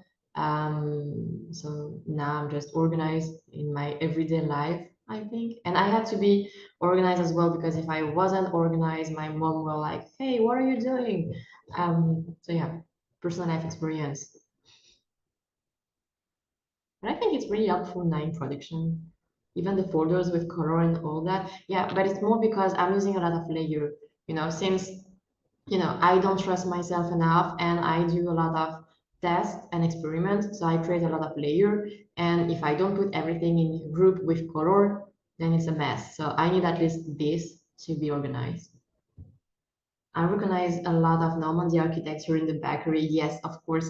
It was based, I don't know if you had time to watch all the recording yet, because I know you joined it like a few days ago, Clelia. But yeah, the photo batch I did to create this one was based on a photo I took in Normandy. So yeah. Insane in a good way about the organization. Yeah. No worries, I did not take it in a bad way, but I know that for some people it can be really hard to be organized like this, and this is not mandatory. Like this is great to be organized again when you give your work to someone else, but this is also a good thing to be able to work in a chaotic way, I think, because yes, I'm organized. There is some really good thing about it, but I feel that sometimes my organization can kill a bit of my creativity. And when I feel this, I'm like, okay, let's just don't care about the layer and the group or anything, and just paint on one layer just to be able to sketch and free my mind. I don't know if that makes sense, but yeah.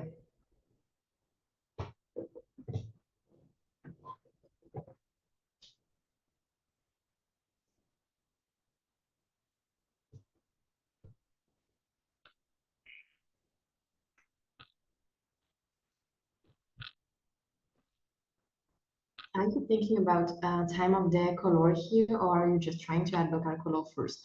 I'm already thinking about time of day and color because I have a few reference on the side, just to be like, okay, this is more or less the time of day I want.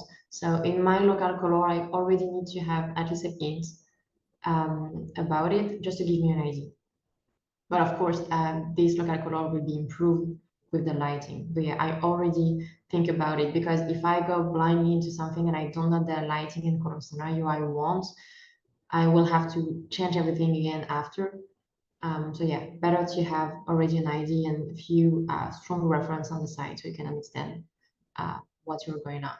It's like the PDF I send you on week 2, like about how to prepare your painting, like and I was doing a comparison between a trip in a car, like you need, you know, a map and enough gas and everything to be able to do it. Like you need to be prepared to do it. So this is the same thing. Do you just fill, you use the fill tool and shape layer to quickly block out the color? Yes. Since I have a lot of layer with my shape on it, yes. I just use like my shortcut and I fill everything.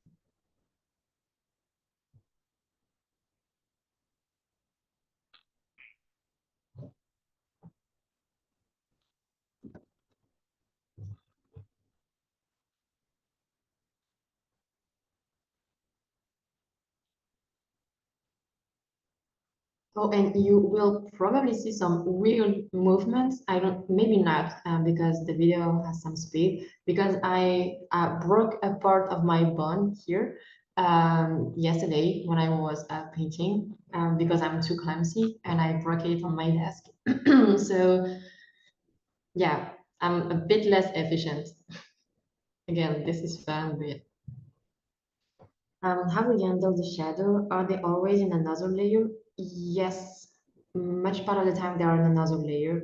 At least when I'm doing BizDev, like when I'm doing a study where there's already the lighting and everything, I can paint directly on the object because my goal is just to understand the color and the lighting. But when this is for BizDev, I like to have it on a separated layer because I can move it easily, I can change it, and just like, for example, if my art director is like, yeah, I want a slightly different lighting, then I can move the shadow easily.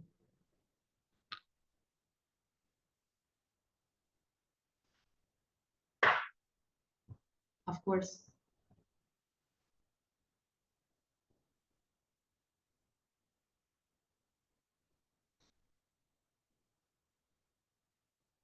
Ouch, sorry. Oh, for the bone. Yeah, I mean, this is just a little thing. So, I mean, I still can paint and all.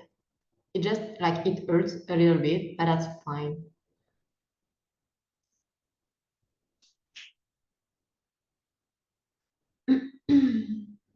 It's like you can always switch into a daylight, night, etc. Yes, I mean, yeah, you can always. As long as you have like your shadow on a separated layer, it's easy to do. And this is something they ask, like my production asked me a lot. Like you're doing one thing in daytime and then they're like, oh, I want to see it in nighttime.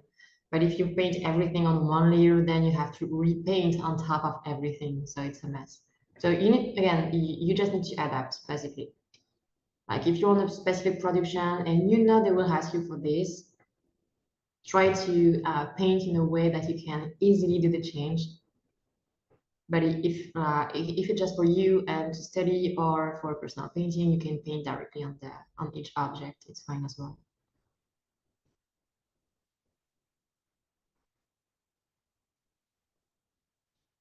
For the shadows, do you use the multiplying mode on black and white?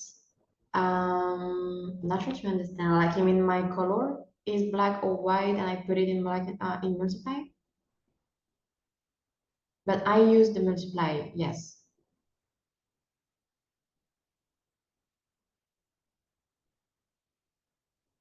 Shadow could be caused by the moon as well, of course, yes.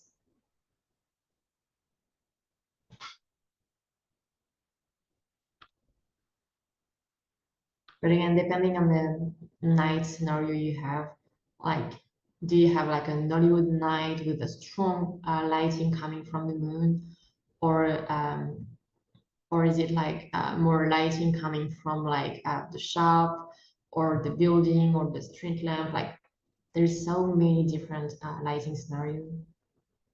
Yes, it was confusing. I mean, do you do it while working in black and white stage and pick a random value and apply it on multiply? Oh, yes, when I'm working in black and white, yes. And then I color it at this stage, exactly.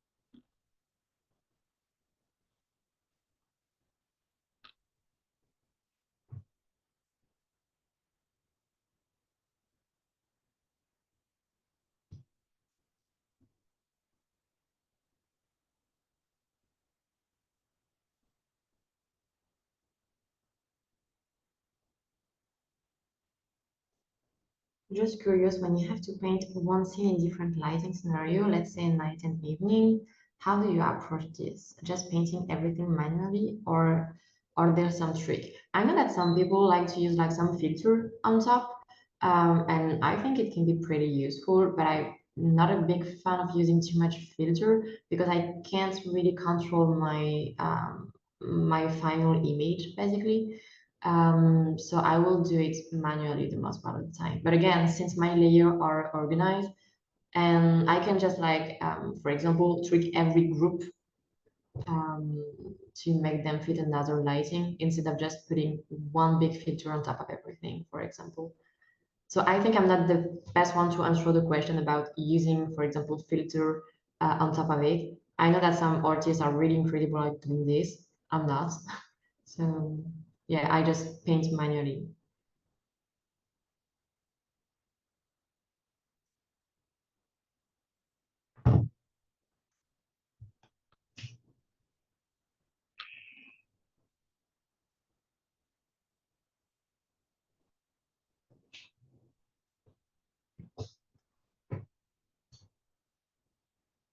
Completely agree on manual. Thanks for letting me know it's possible. Yes, you can do everything again. As long as you meet the expectation and what your client is asking, you do what you want. I mean, yeah, more or less like if it's on the like you're doing a background painting and your background is gonna be projected, then they will need your shadow on a separated layer. So you can paint manually everything, but you still need to have your shadow on separated layer. Yeah. There is exception for everything, but yeah. Share that brush. This is not mine. This is a brush from Gabriel Gomez, and this is the reason why I can't share it. I got it on a production, and as I already said, I'm just not comfortable to share brushes that are in sale by other artists, basically. In pre-digital times, they shot Nissen a day and put a filter in front of the lens. Yes. Yeah, of course.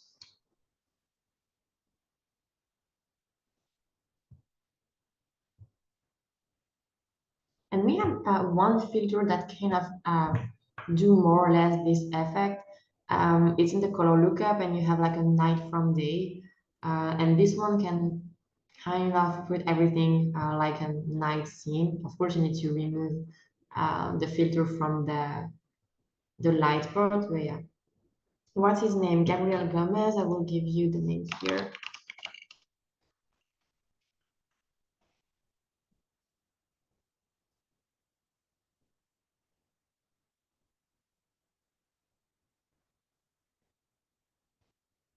course.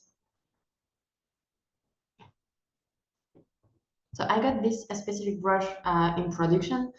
So I don't know if this really specific brush is in his brush pack he's selling, but you will have a bunch of incredible custom brush because he is known for doing incredible custom brush.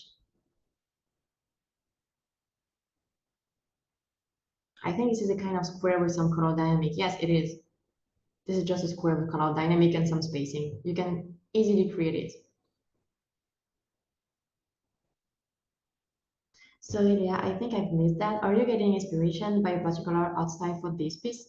No, like I'm just trying to, I would not say do my style, but kind of like for this one, my art direction is just like do what you want to do, but make it consistent and use a limited brush set basically. So this is what I'm doing when I'm doing personal pieces. And I think this is what Laurel is gonna do as well, trying to push her own style. This is something you can do as well if you want to go for this class. I'm fine. Yes, that's the plan. Yeah, cool.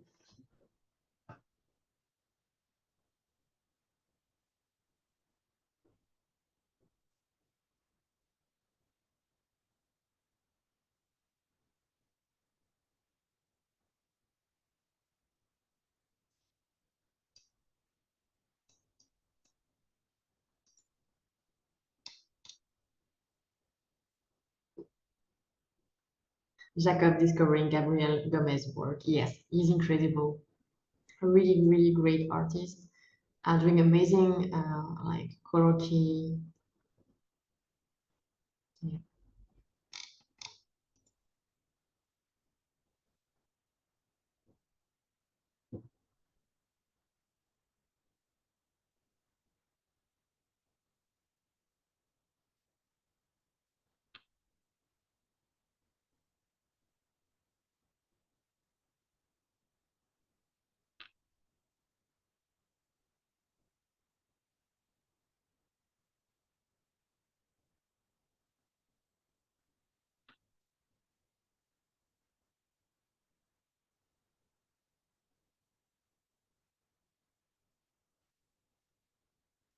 My art style plan is gonna be get this done. Yes, this is a good one as well. Do a great image consistent with some clear rules and a great design, great lighting, and you got it. Okay, I just send the Gabrielle a DM. For what? Like everything is on sale if you want everything on for the brushes, but you can find them on the internet. He's selling his class on Domestika and you can have the brushes.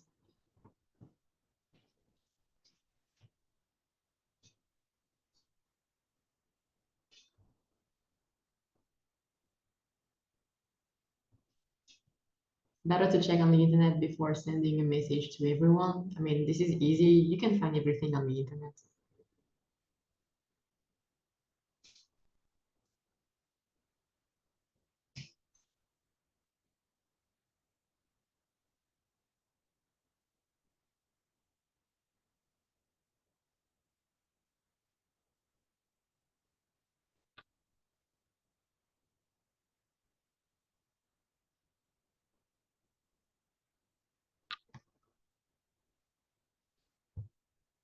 How did you determine your color palette for this painting?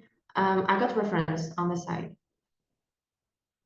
So I was like, okay, I want this specific lighting, but I want it to be a bit more purple because I wanted to have it more purple overall. So that's basically it. I know the way you do anything with your brush for get a nice mistake. Yes and no. Like yes, I am looking for some great mistake as well, but I also try to involve shape design inside it. So this is a mix. I remember asking artists question, but then just looking at their Instagram story, the answer was there. Yes, this is the most part of the time. Like I always take the time to reply to the people who send me some Instagram message. But yeah, most of my DM are about stuff that are easy to find on the internet, or just because people are just lazy to Google, or I don't know. But yeah, when you receive like hundred of message asking you a thing that is easy to find, you're like, why? So yeah, well, maybe just me. I'm just used to search first and ask after. But yeah, I don't know. Maybe it's just me, to be honest.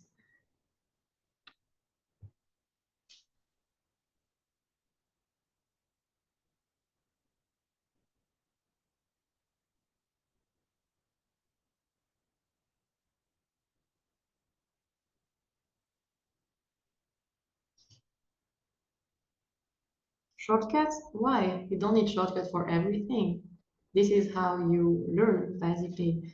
And if he's selling the brush on the internet, it will probably not give you the brush for free by Instagram, you know. I know everyone was always asking Lingy what brush to use, so then he made a free brush that was just his name, Lingy. Yes, I remember this one. It was fun.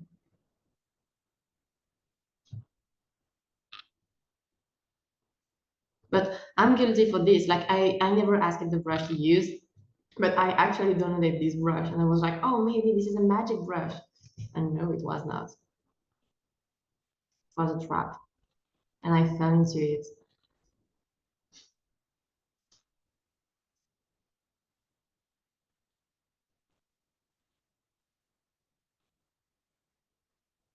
Was it just a hard-won brush? No, he basically write his name, like the brush was his name. And he did an entire painting with this brush, just to prove to people that you can paint everything with like any brush as long as like your fundamentals are great, basically. Domestika courses are crazy cheap too. I think I never been to Domestika. Like I remember I just saw some courses, but I never booked any class on Domestika.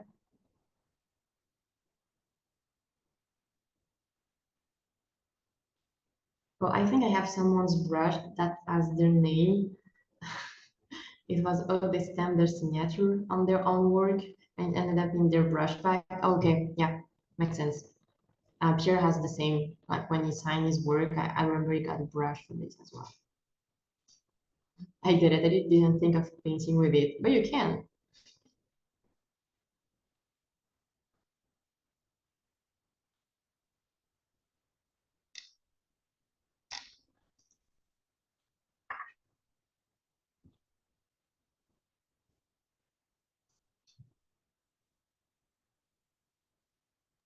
Hi, Leah, just a quick question with your color picking. If you're doing the base color like this, is it already influenced by the light?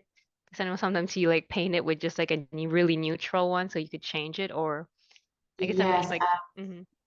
yeah, it's already a little bit influenced by the light right now because I know what I'm going for. So Okay. yes.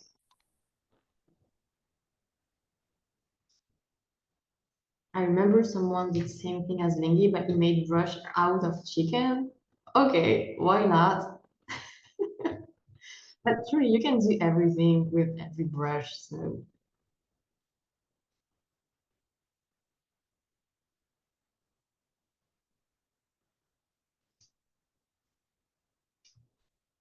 I need this brush, this chicken brush.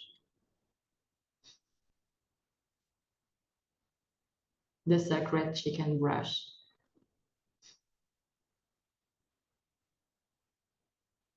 I'm getting Jibaro vibes now from watching the stone painting. Oh, yes. I mean, it's not the exact same technique because I was painting every stone with one brush in color dynamic. But yes, I get what you mean.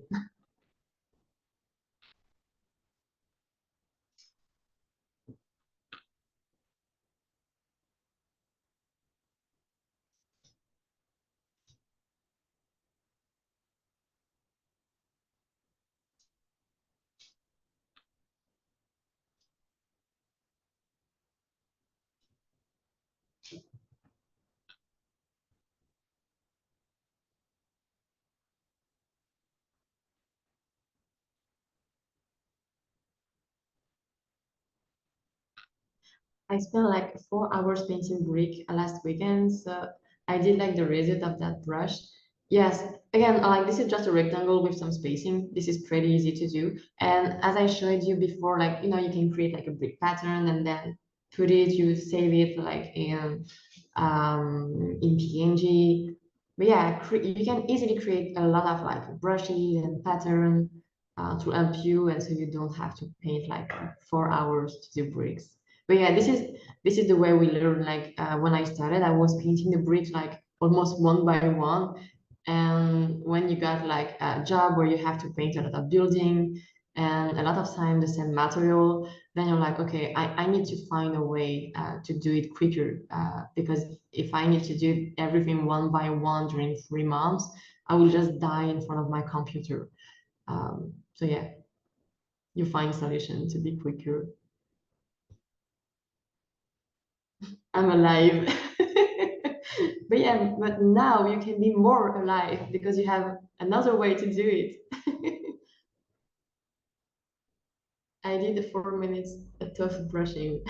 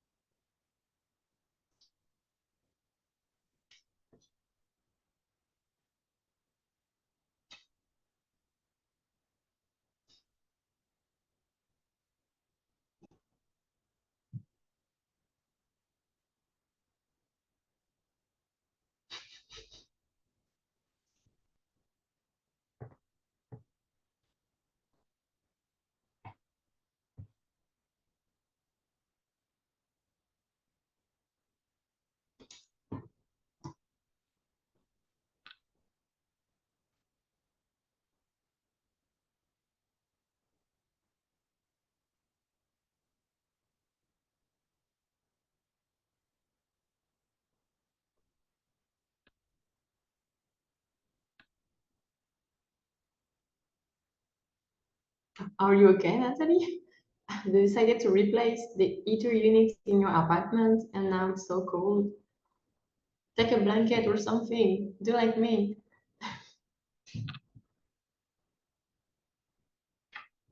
Do you recommend using color thumbnail over black and white? Yes, you can. I had to do a lot of color thumbnail for my production, so yes, can be useful just to be able to show them different color and lighting scenario before you go into the render, of course. Yes, so many blankets. Okay, you're good then.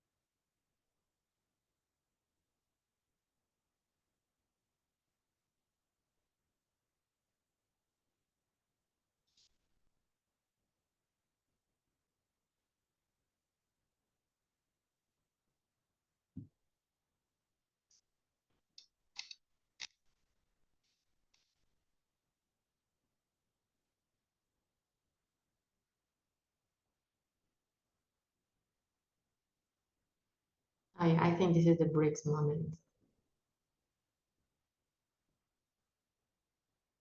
I have so many different ways to do bricks. I think I have like 3 different ways or something. But I wasn't sure about what I wanted to do, so you will see that I changed my mind a lot of time.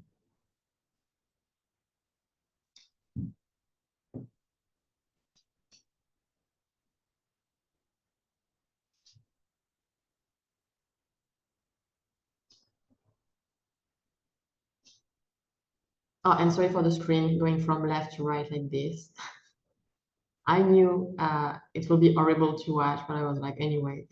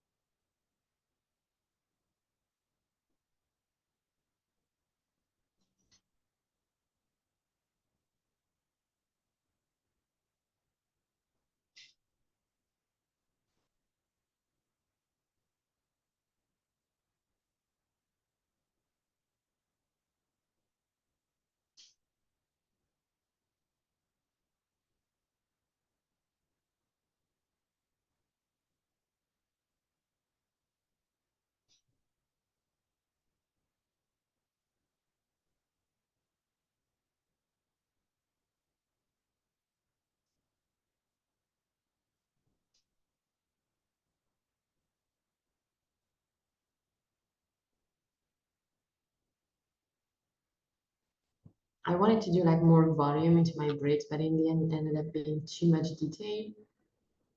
But yeah, you will see me doing it and then remove it, maybe a few minutes later. OMG, Color Dynamic is the answer for sure. Love it so much. Yes, I really love Color Dynamic for this. And you can really choose all the little settings in the Color Dynamics. So this is really cool.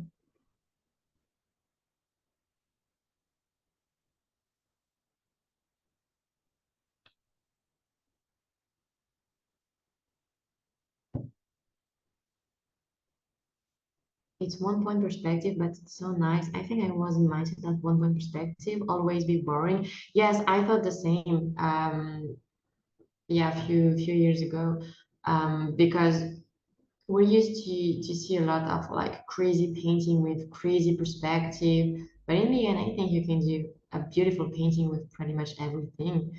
And sometimes I feel like easy perspective or flat images tend to be more challenging to work on because yes, the perspective is more boring, but so you have to compensate this and you need to make the image be interesting, like way more interesting. So yeah, could be a great challenge as well.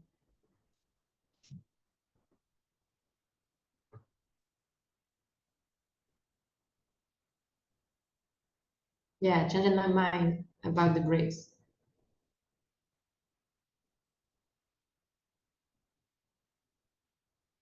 I think the shadows help with that, of course,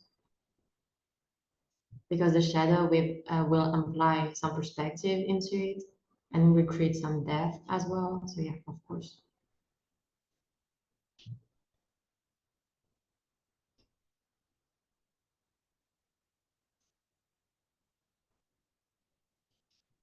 For a lot of this dev environment done in this kind of perspective, I find it easier to see what actually going on with the design. Depending, like sometimes you're doing crazy perspective to serve the subject. Like if you need to do like an overview of a city, for example. But yeah, most part of the time we don't have like really crazy perspective. Like when I'm doing a street, it's like mostly 1 point perspective or two. When we're doing like a city view, we're doing it in 1 point as well. So yeah, I'm trying to think about what I had to do. But yeah, I'm not using a lot of crazy perspective. I'm also using symmetrical perspective as well because I just love working with symmetry. So when I have a subject where I can use the symmetry, I do it. I know a lot of people don't like it, but I really like it. Leah, to create the volume of the bricks, do you create another layer behind them? Yes, exactly. I mean, this is what I did before. And on this one, it was just like the PNG on top and I erased it. But yeah, when I created the volume and put the volume in perspective, it was another layer with the shape of the brick. I feel like for designing buildings, it seems like they're usually in 2 points. So you can see both sides or turn around. Yes, exactly.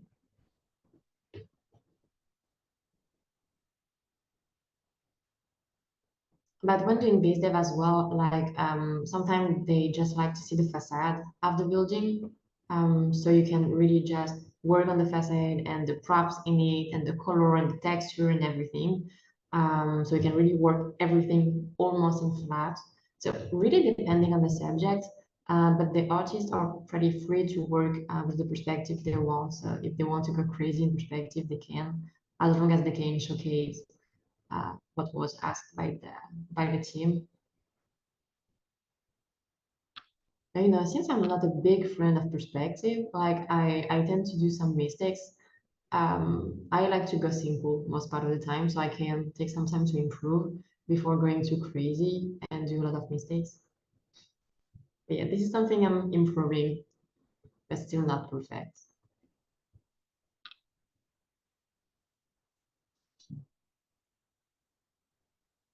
Oh, and at this moment I was like, okay, my floor is too much. I need to cover some of the detail. So yeah, it was me tested that thing, and I also wanted to have more shape into it.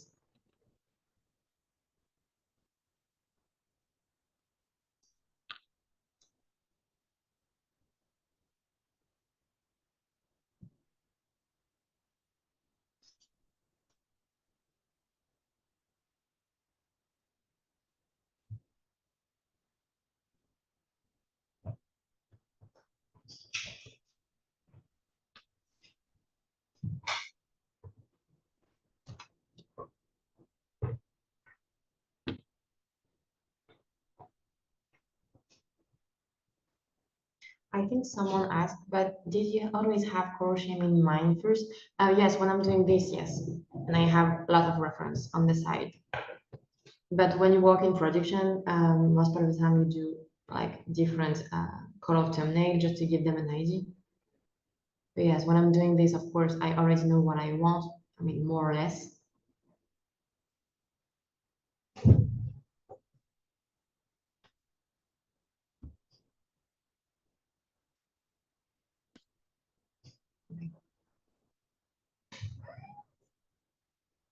Sorry for the camera. I was fighting with the bunny because he's hitting my shoes.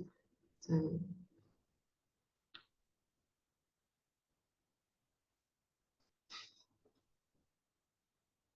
yes, of course, I can show you the reference I use. Buzz Bob, yes, it's Bob, yes. Of course, he's the only one to eat my shoes. Okay, let me find the reference.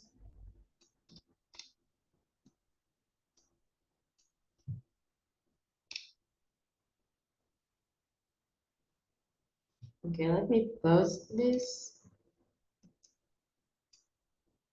I do have a lot.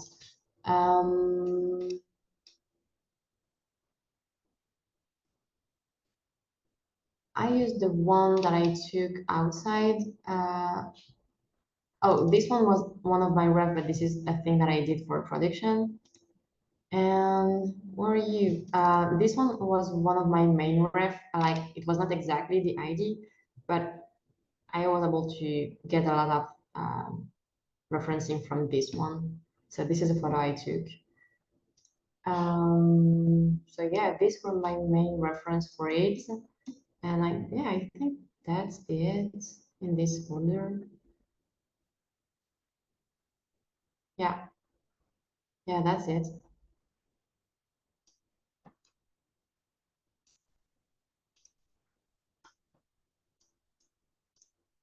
Trying to find if I had another one, but I don't think so. Of course.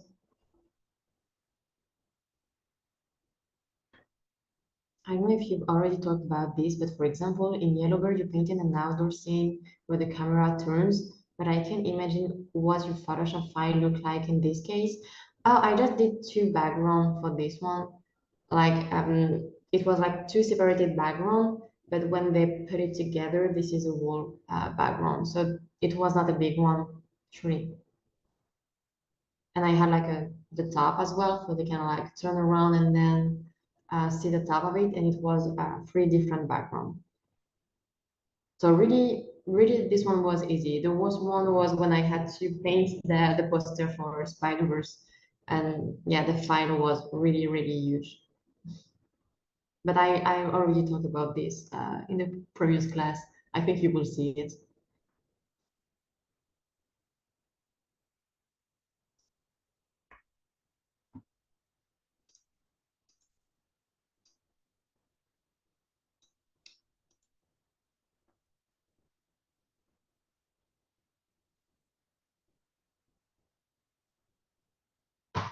Oh yeah, and here these are just like some structure elements I'm adding because I was like, oh, but like the house is better if you have like a kind of a stone structure on it and not just like the bricks.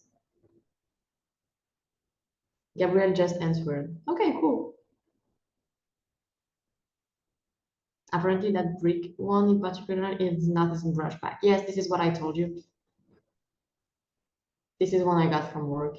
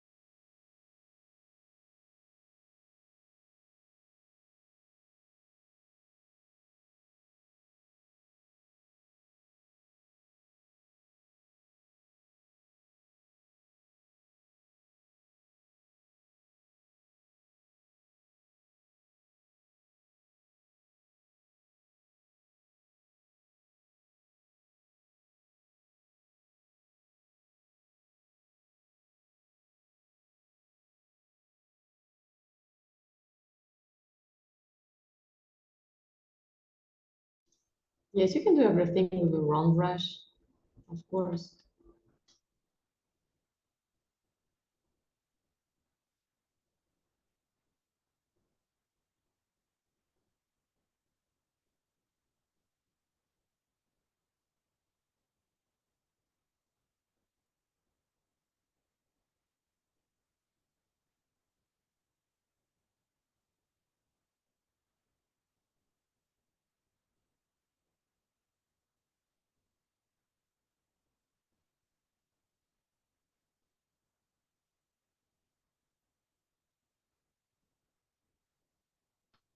At this moment, I'm trying to figure out a way to do the wood, and I think I will redo it many times before finding a way that I like. So this one is definitely not the final.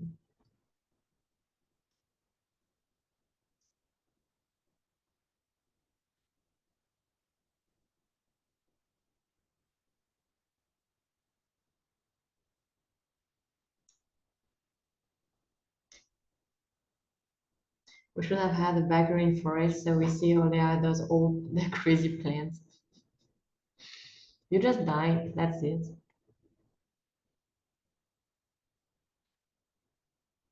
Then you take your time, of course. The trees are just circle now, yes. And I think at the end they are still circle for now. But I think I will keep the trees simple. I will not put too much detail in it. Like, of course, I will not just keep like a round like this. But since I will already have a lot of detail on the bakery, I will try to keep the background pretty simple.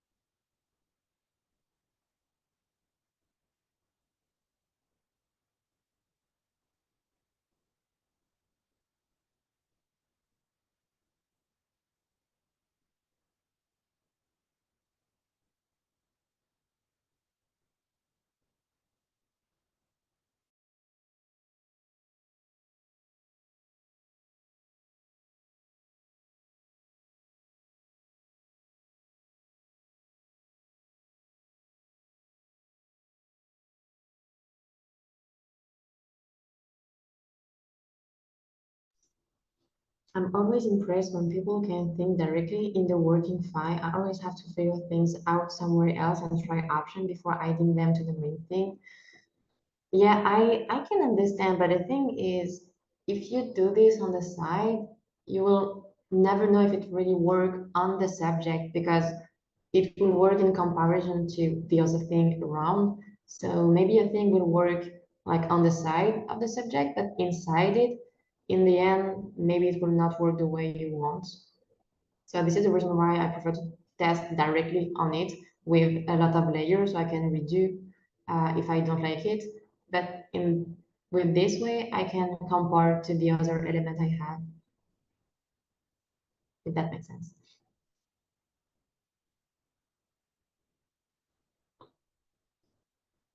Or sometimes I'll screenshot and copy it with the other thing over it. Oh, okay, yeah, makes sense.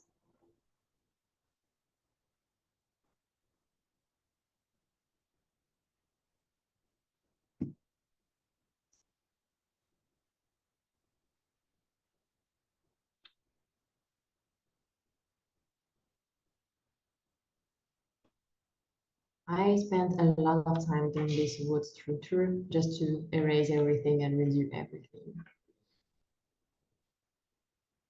Seems like too much work, but when I work like this, I feel like it turns out too boring for me. Like when you copy paste thing to test or when you test directly in it. Oh, well, when I work like directly in the file, Okay. because Okay. I don't know, it feels like it's too like final for me or something. But when Okay. I have another file, I can just like do something quick and then do another one. But then it's like now I have to like go back and put it in the real one again. Yeah. Okay. I understand. Makes sense. Yeah. It really depends on people. It's like, yeah, it's a process. So if you found this process useful for your way of working, yeah, of course, keep it. I think this way seems more efficient though, especially with like different files on your computer. Yeah.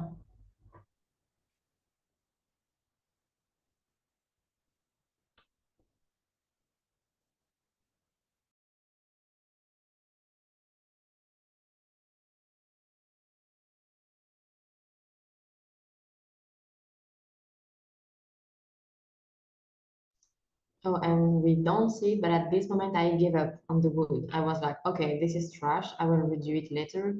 Let's do something else.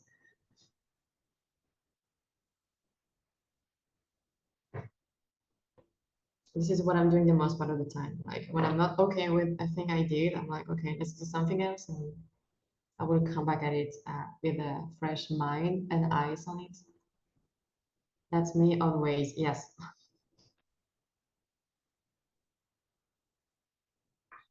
Shooting me good luck.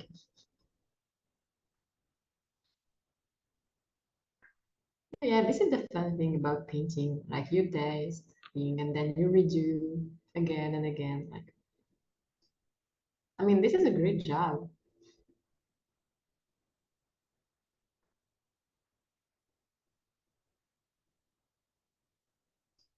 I've been seeing multiple versions of it and have hard time deciding which one to go with. I probably need to practice traditionally so I can do it. Yes, of course, would help.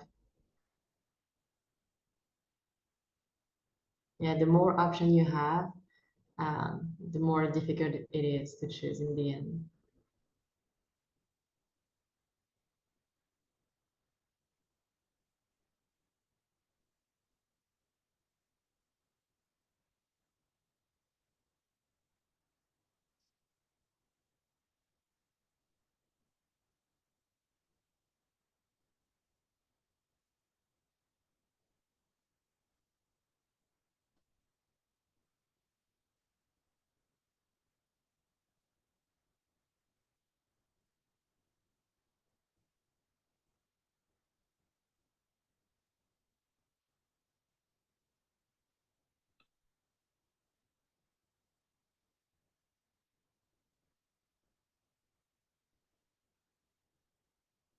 Oh, and you will see that I will reorganize a lot my layers as well, because I will see that I did some mistake in my organization. It's not really important, but for me it was.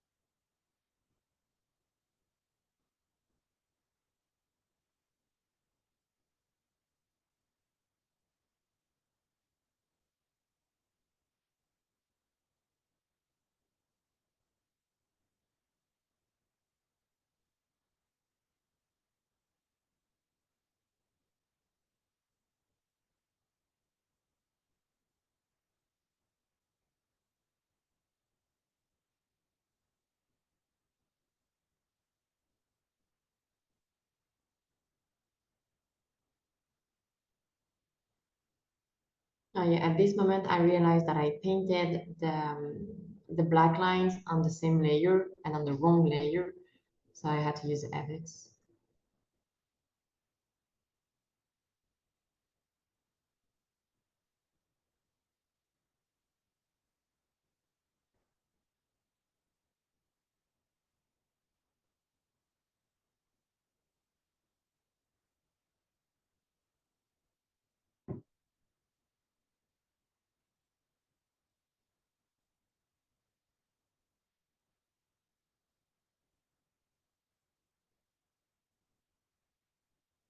Going back to the bricks because I still don't like the bricks.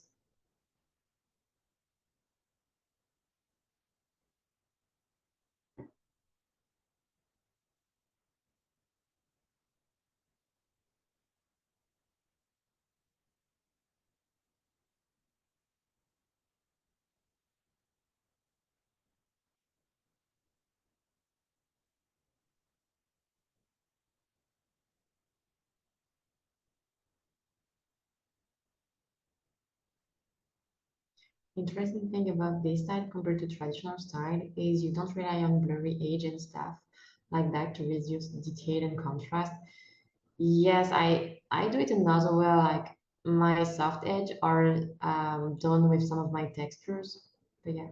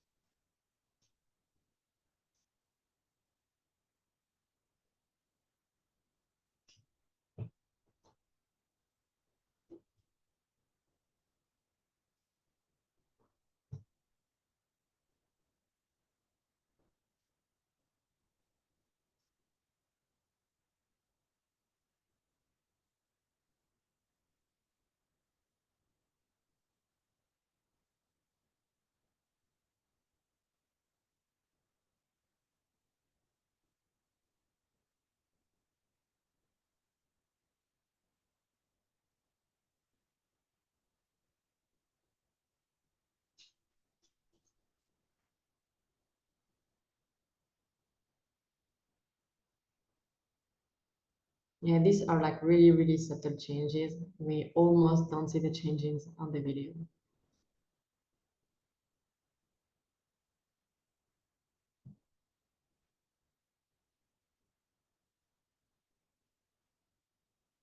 And here I tried to start to blur some of the edge on the wood, but I was still not okay with it.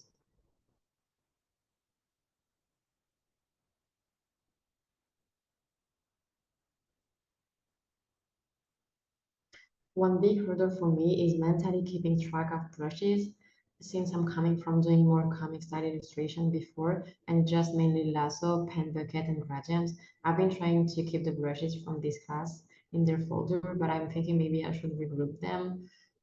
Yes, and the thing is, just try to create your own pack with your favorite brush, the one you like the most, basically. This is what I did. Like a lot of brushes I have or from other pack I got or a free pack I found on the internet. Some other are some brushes I created. But in the end, I modified some of the setting because the brush I downloaded were not exactly the way I wanted them to work. So yeah, just create your own comfort pack, basically.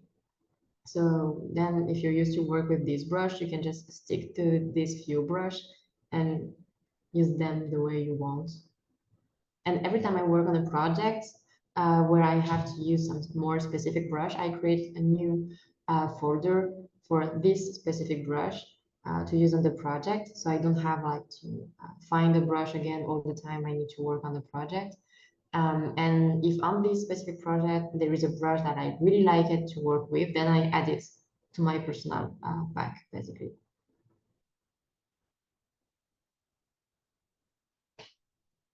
And yeah, thanks for the brush, of course.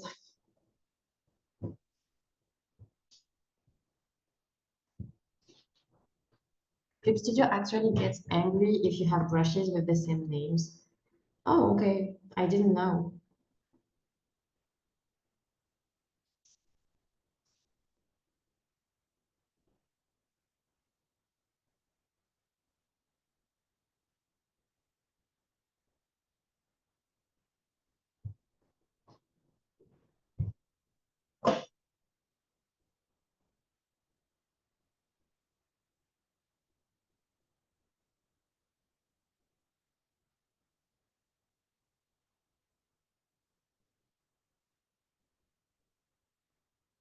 Yeah, brushes are hard. I know there is a Photoshop plugin somewhere that's meant for organization. Yeah, brush box. But now you don't need it anymore, I think, on Photoshop. Yeah, it was a thing called this, I think.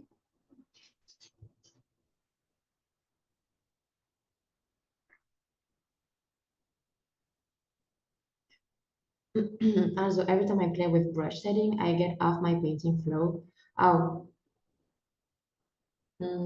I never been through this, but I think I can understand. Yeah, yeah. This is a specific way of working, or maybe you need to create your brush before you start to paint.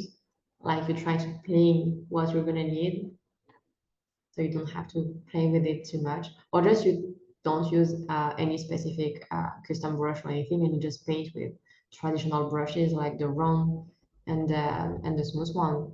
This is perfectly doable. One of my hobbies is tweaking, setting up things, and it gets very distracting. Yes, you're right. I understand. Yeah, if you say it like this, I understand. I am the same. Sometimes I can spend like too much time just playing with the brush and be like, oh, I can do this, but I will never use this thing in my life because yes, this is funny and beautiful, but not useful.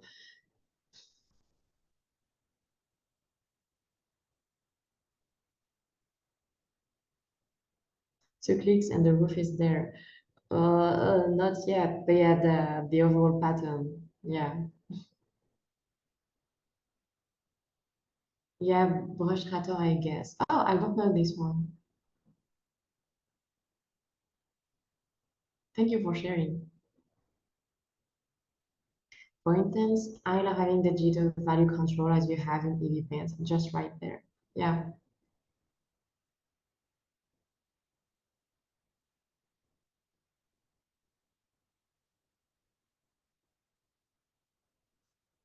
I think Chris Kai is the one who made that cool perspective plugin too. Yes, I think. Sergey has many great PS plugins. Yes, you can find like so many incredible Photoshop plugins on the internet.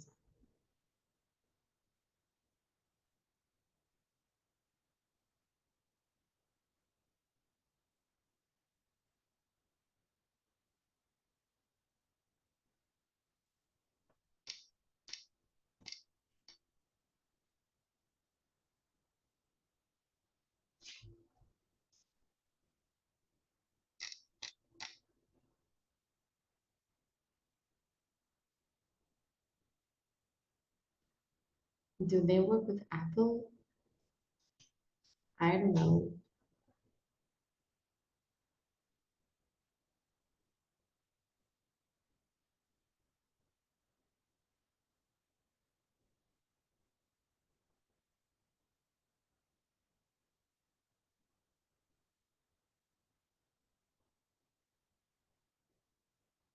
You find a friend player?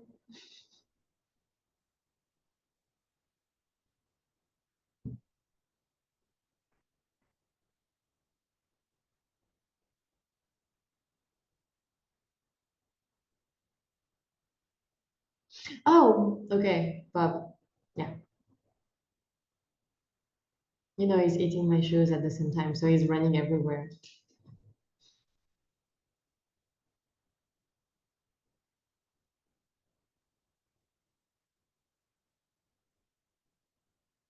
A lot of his plugins don't work on the M series Max, but I believe they work on the Intel ones. Probably.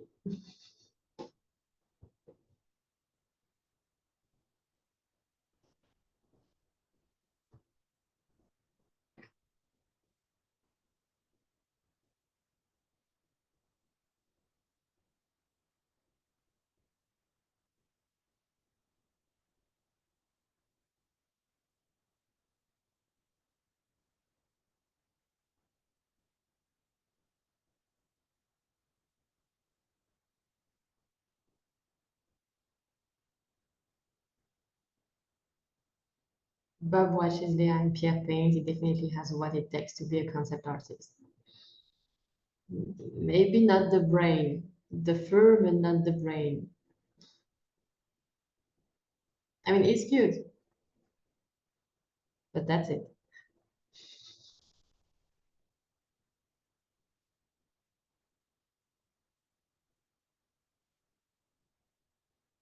Oh yeah, at this moment I was trying to like fake that the roof is kind of like broken and like some of the tile are like failing. And yeah, at this moment I was like, oh, but it's going that way with this specific roof structure, so I need to redo the other one. Yeah, every time you do something on your painting, basically go find a reference so you can understand what's going on. That's what my girlfriend says. That you have the fur, but not okay. That's so cute, but that's it.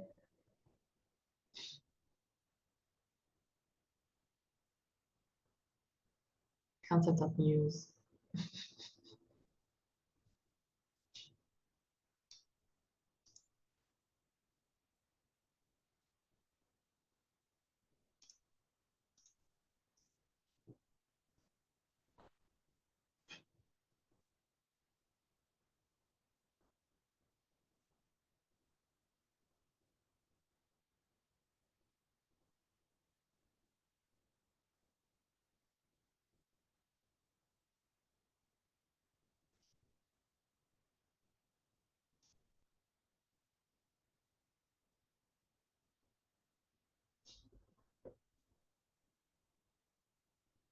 The leaf brush is the poop brush from Royal Painter. It seems like, no, I don't think so.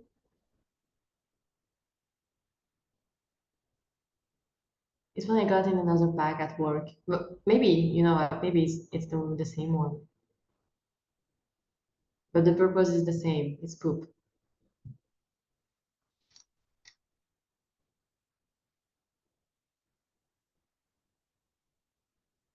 Please color work on the wall file or only layers, depending if you include it like on one layer on or on top of like the entire groups.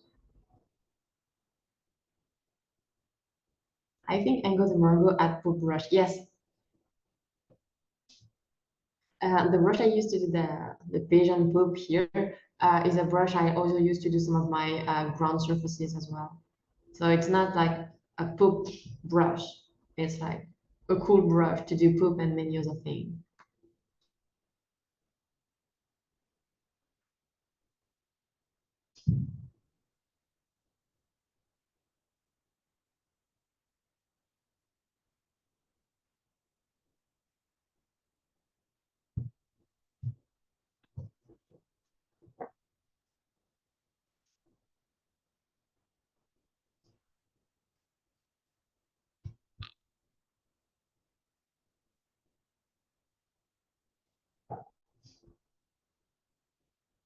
Yeah, just give me 1 minute.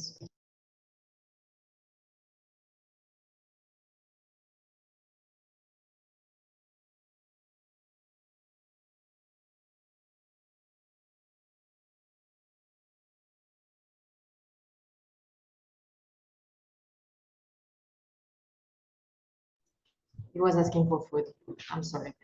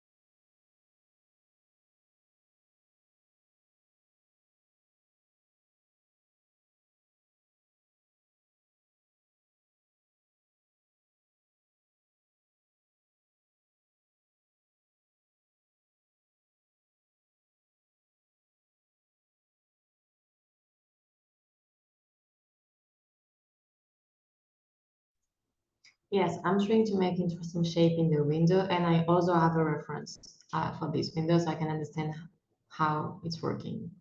But yes.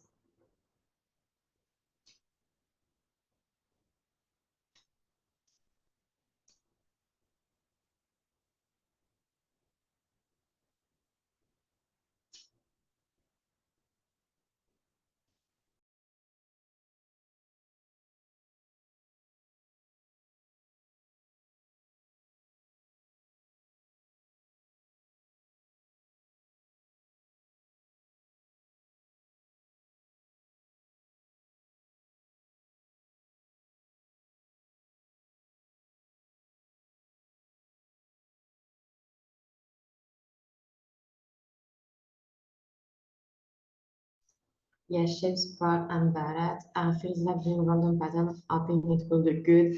Not really like, I mean, it can help. Like, this is a way to start. Like, you start by doing random pattern, and then some of the pattern will work. And then this is your job to be like, okay, I think it works, but why? And the more you will understand why this pattern works, the more you'll be able to do it on purpose, basically. But this is a good way to start.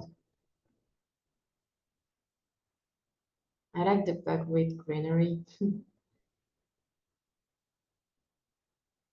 I need to improve that part as well.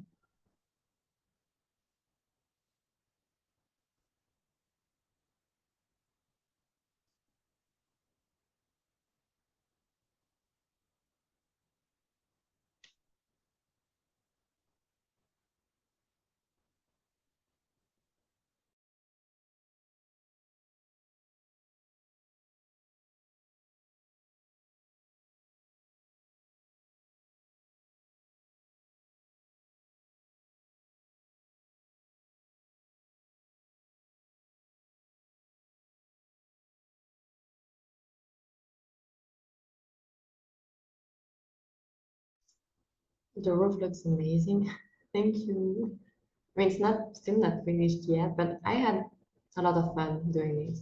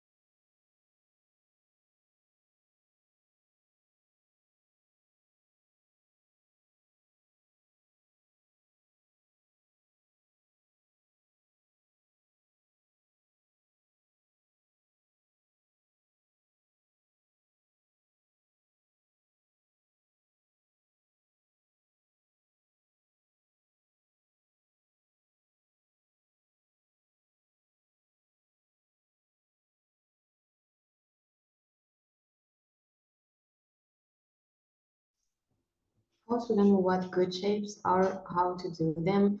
Feels like Slingy does that a lot. It looks random, but looks amazing somehow. This is testing. This is just what I was saying. Like you test, yeah, you can go random at first and then understand why it's working and why it's not working, so you can do it on purpose.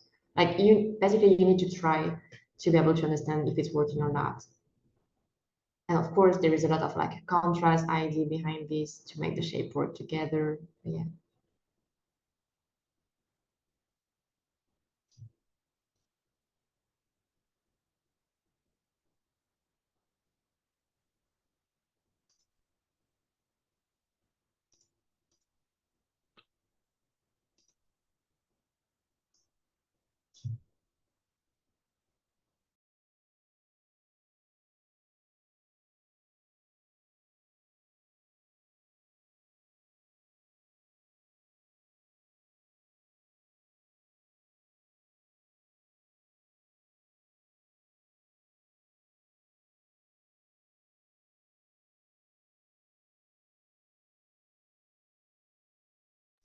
Yes, wool part 2, and this is only the part 2 because there is a part 3 after.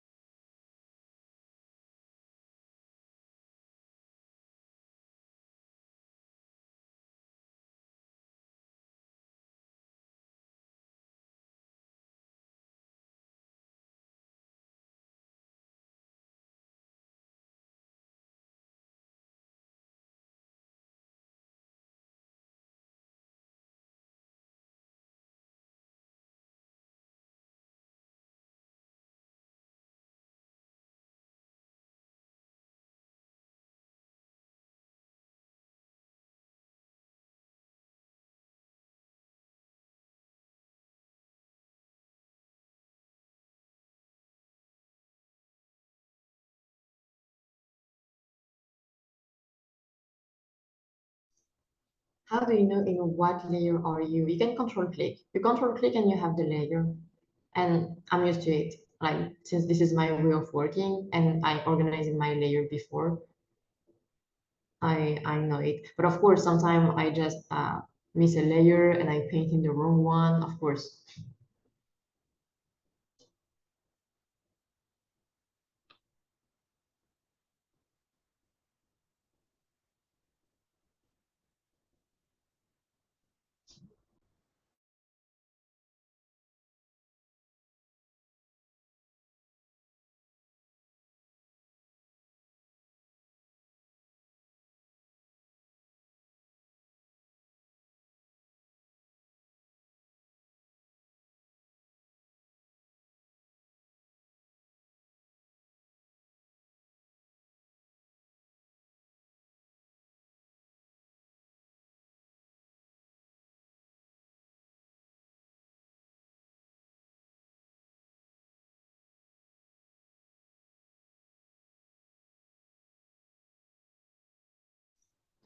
I use three layer and get confused. Yeah, different way of working. Like if I use three layers, I think I do an anxiety crisis. I don't know, depending on people.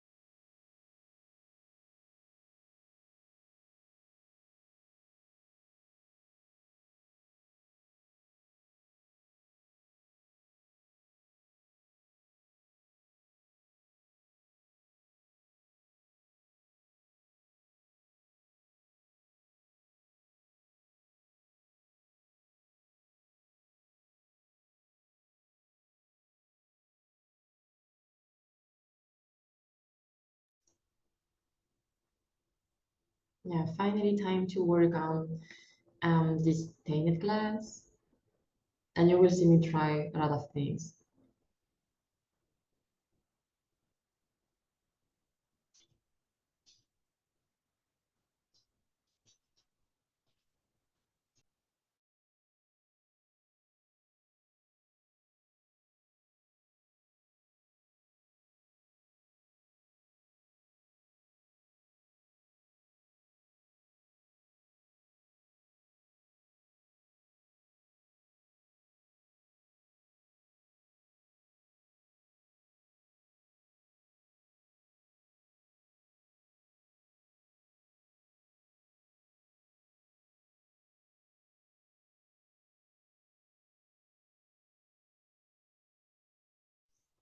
Are you also looking at reference while doing some of these sport materials? Yes, of course. So I can understand how the lighting is interacting on this type of material. So yes, I have a lot of references for the stained glass, for the bricks, for simple cement wall, for wood, for everything.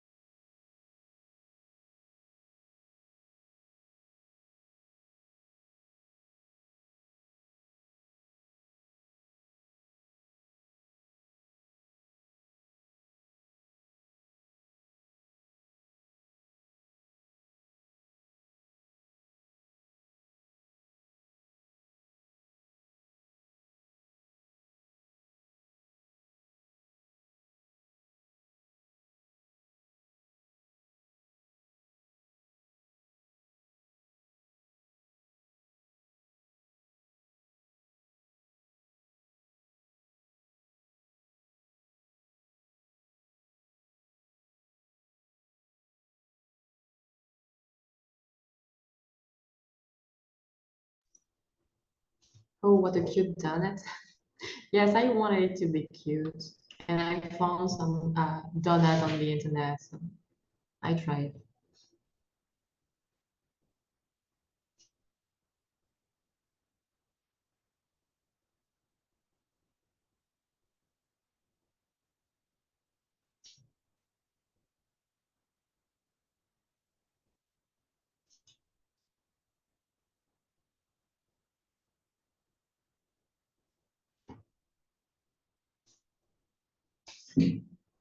Finding the layers is easy with the right click. However, CSP good because you can use color picker to pick color under lighting effect. You can also do it in Photoshop.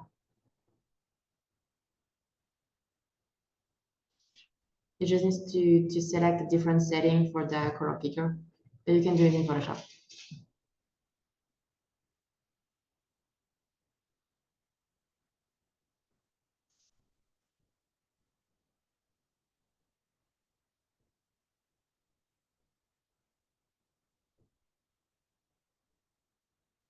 Where is your color picker? My color wheel is on the right side. I explained this at the very beginning. Like I have a lot of stuff on my right side screen. So for you, I try to already like put the brushes here, but most part of the time, the brushes are on the other side as well. I have a U cube basically, or the HSV.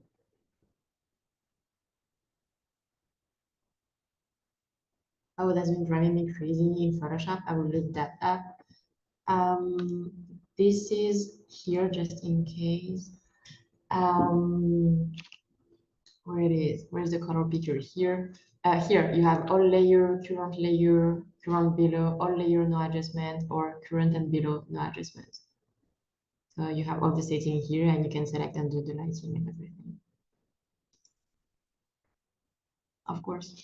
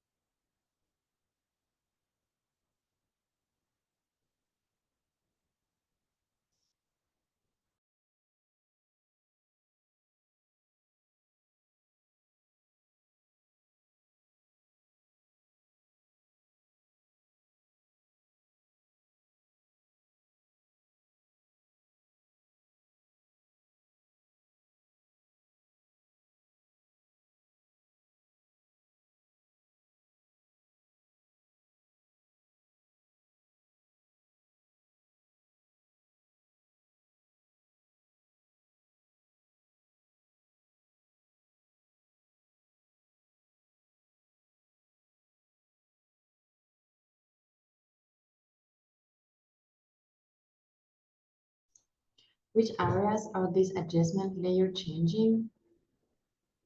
You mean the one in the background? I just changed the one in the background here. Oh, okay. I couldn't tell which layers the adjustments were. Yeah, it was in the foreground. I was just changing the color of the shadow, and then I was trying to see if I needed to like keep the space here or not. But yeah. Oh. And I there's like some really subtle change that I'm doing, and when you see it on the video, we barely see anything because the color on the final recording are a bit different from the final color I have on the JPEGs. And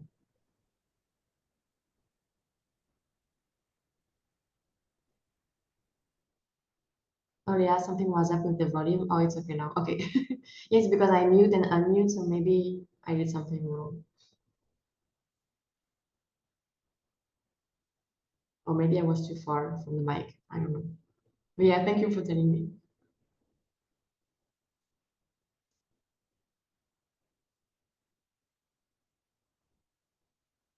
Oh, and of course, these are placeholder. I will not do my final render and lighting like this on the street lamp.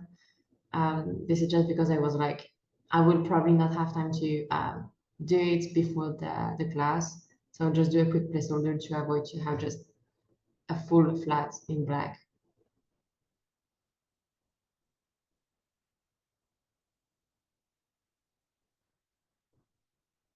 Do you paint traditionally oil and stuff? Yes. I did a lot of oil painting. And I did a lot of traditional. Lately, I don't do a lot because I just don't have the time between the class and like the full-time work and everything. But yeah, oil is my fav thing. Oil and charcoal. Yeah. I'm not a big fan of watercolor and gouache just because I'm bad at it. So I need to test more so I can like it.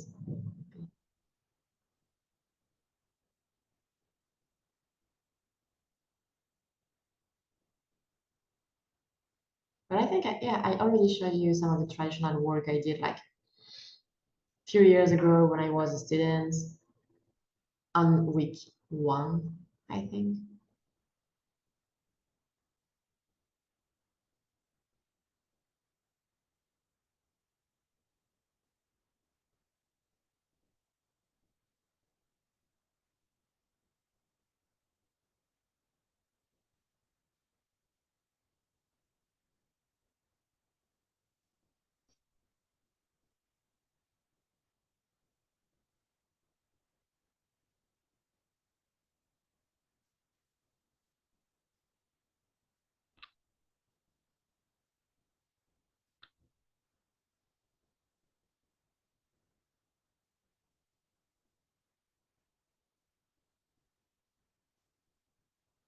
Oh yes, you will see my big fail with the stained glass. I tried to have like too many square. I wanted to try, and it was a mess in the end. Can you explain how you created the border on the stained glass window? I'm not sure to understand like which border, like the line, or just the contour like this.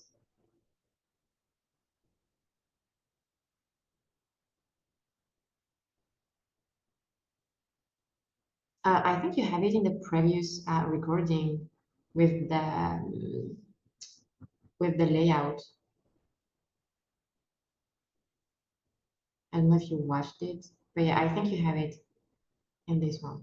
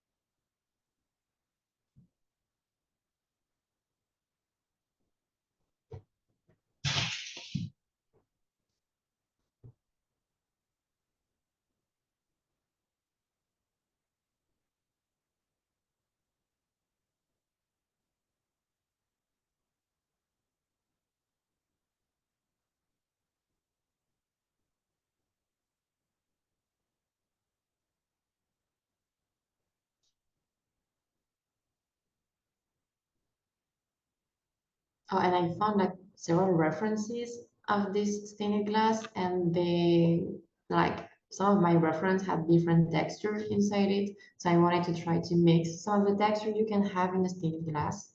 So again, you will see me test. It will be horrible with too much detail, and I will remove everything and redo it.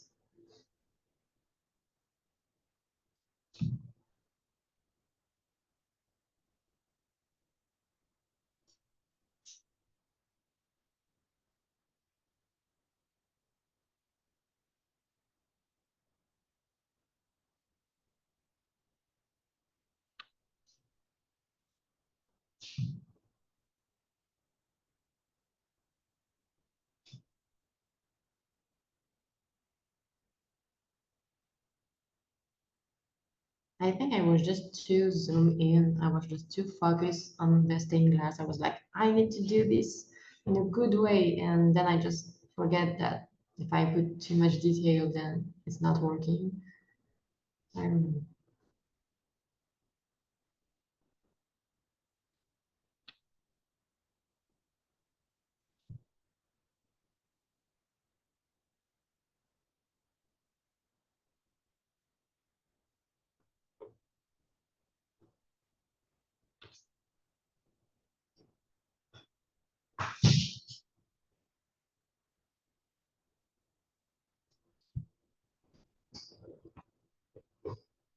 Do you approach characters the same way?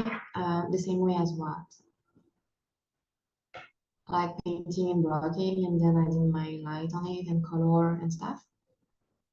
If so, yes. I will add character on it, so you will see.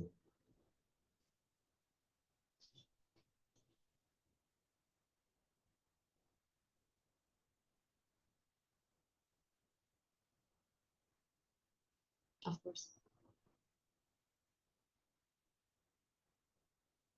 I will probably add Pierre and I into the painting and some bunnies, something like this.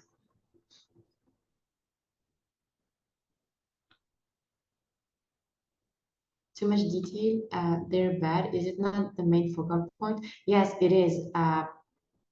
But I still need to find a balance and like look at it. Like this is a really small area. Imagine if I do like the entire stained glass like this. It's like way too much since like my floor and the brick texture and the roof are already pretty much detailed. At least I have like a strong contrast with my texture. So yes, I want more detail around my house and the entrance of the house, at least more contrast, not only more detail, but more contrast. Yes, but not too much. So this is a balance to find. Like imagine if I duplicate this on the other side of the stained glass and then I do the same on top and in the middle, it becomes way too much. At least for what I'm going for.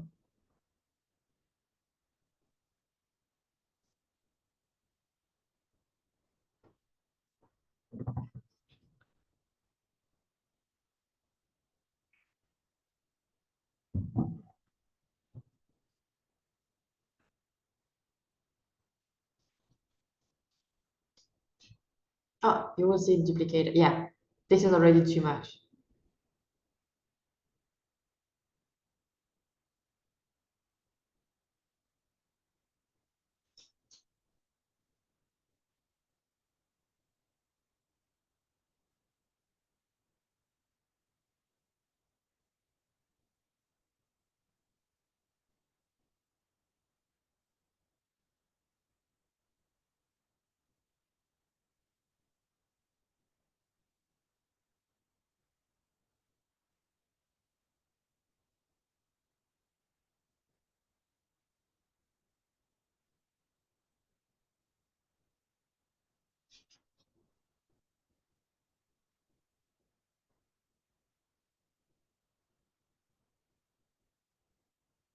Okay, I see it. Yeah, you see it now. This is too much.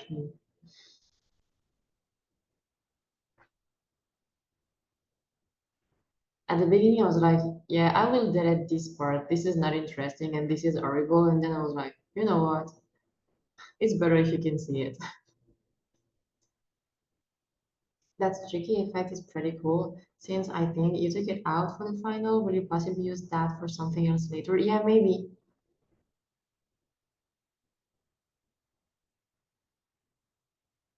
Windows made of candies. Yes, this is this is what it made me think of. Like, it feels more like candies than stained glass. I mean, it could be cool, but was not the idea.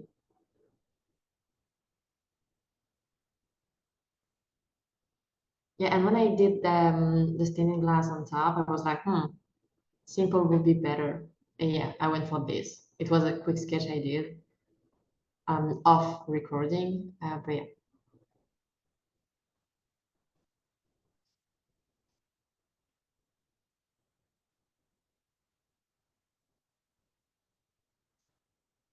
Might melt and get a lot of light too. Yes, for sure.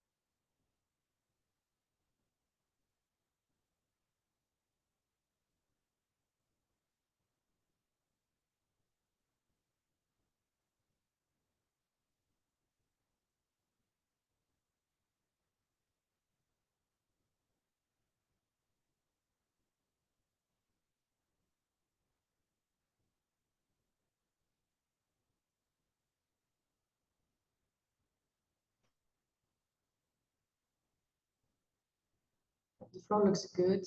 Excited for the rewatch already. Thank you.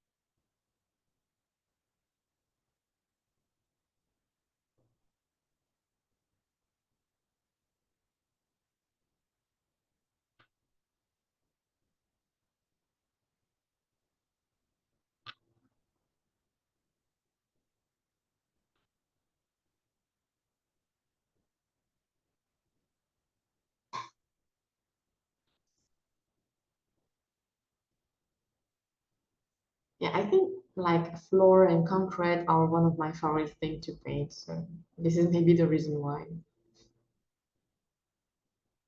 Since I now have my process to do it and it's pretty quick and I can test a lot of things. So I enjoy it a lot.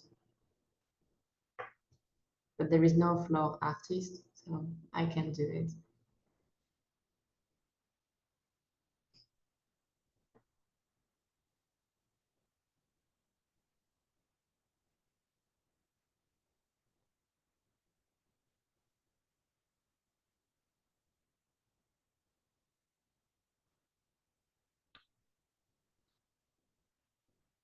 I will become the best floor artist. It's all I do. That's great.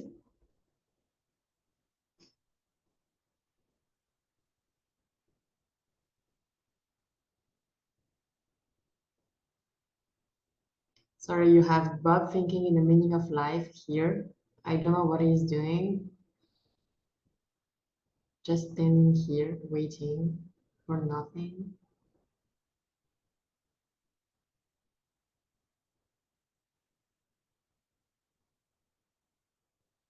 Oh yeah, and here I'm testing more texture and more contrast, but it's still too much.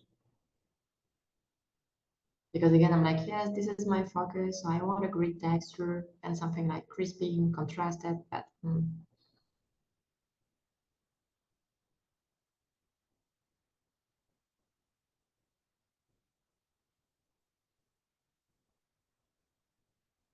yeah, the changes are almost not visible right now.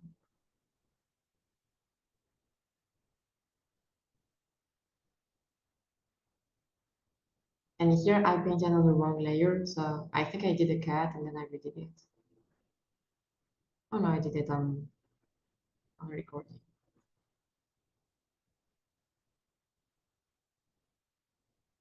Raining floors are thought to be too. Yes.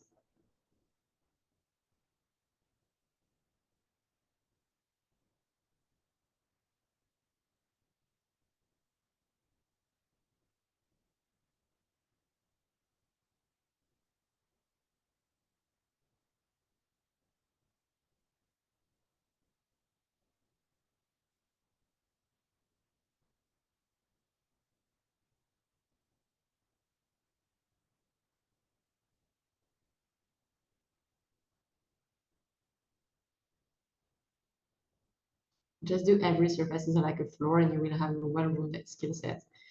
Yes, yes, I think.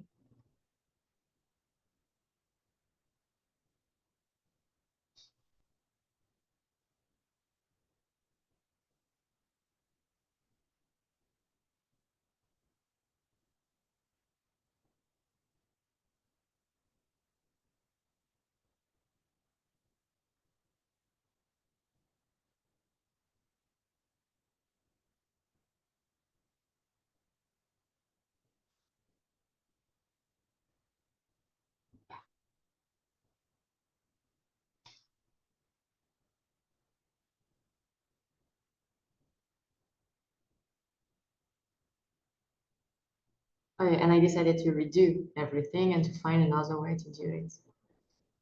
And I think I put everything in color because I was like, okay, I'm just painting everything like a flat surfaces, but it will interact with like the actual background.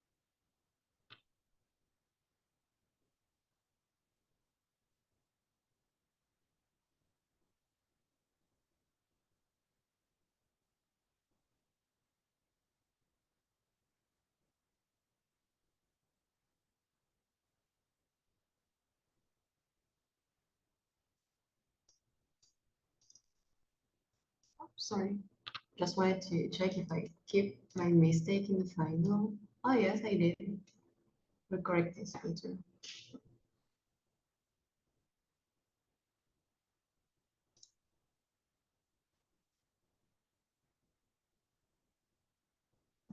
So this is really the reason why I'm saying I don't have like one single process or one way to do a thing. Like there's always many different ways to do the same thing. You just need to be a problem solver and to find the way that fits what you need. Because like right now, this is like the third way to do my stained glass to have something that I like.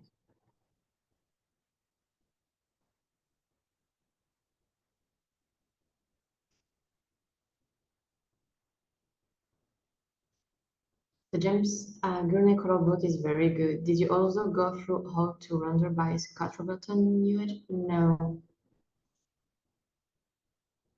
not at all. I need to check it. I don't know it. Let me Google it.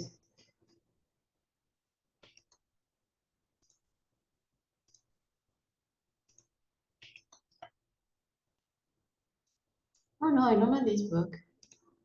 Could be interesting.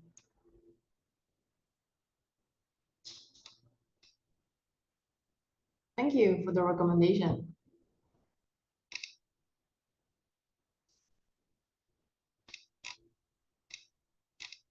Yeah, it looks amazing.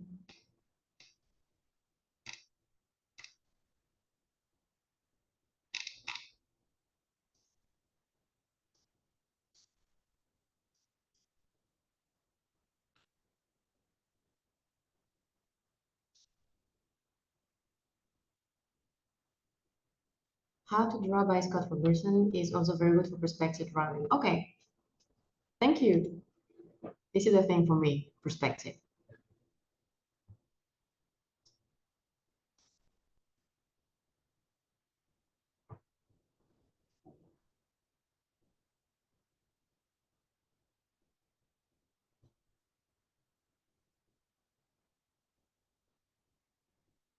Today we teach Leah, yes, and this is a great thing. Like, please, if you have like more recommendation, feel free.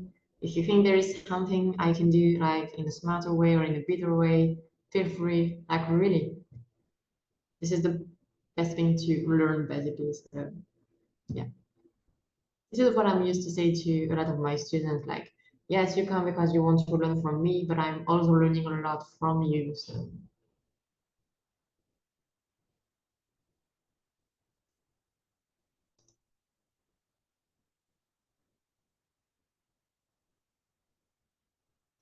combo with How to Render and Boom. Yes, I think, yeah, these two books looks really awesome.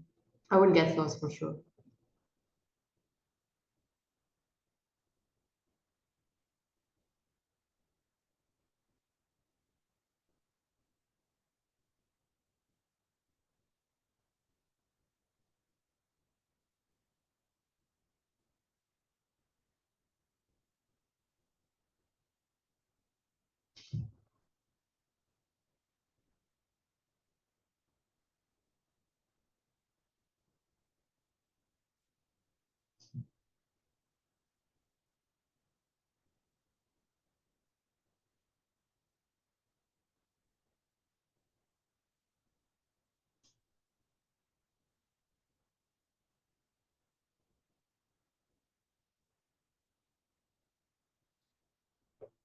I have How to Wonder, and this is a crazy book, probably not a book for a beginner because there really is a lot of information. Okay. But I think this is like so many books about art in general. Like, you need to read it multiple times to get like a glimpse of what's inside the book. Yeah, it needs coffee. Okay. Okay, I'll be prepared.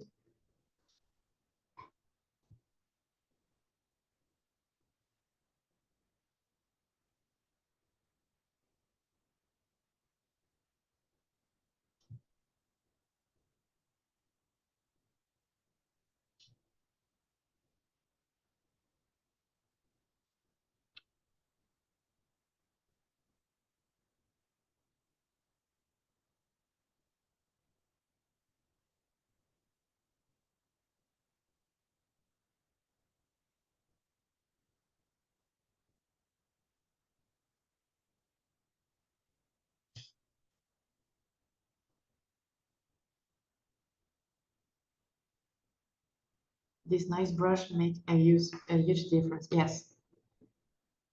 At this step, I still need to like balance it, but yeah. I was like, okay, I think I found something that I like, but I need to do it a bit better. But yeah, like with less contrast. The brush reminds me of the painting Pierre did. You know what? The fun fact is he did not use this brush. And when he show, when I show him like this brush and how I did this, it was like if I had this brush to do my painting, it would have been so easy. So that was fun, but he did not use it. He used like a lot the triangle brush, like oh, we don't see it, but one from my pack as well. But yeah, he was jealous of my brush, and I was like, haha.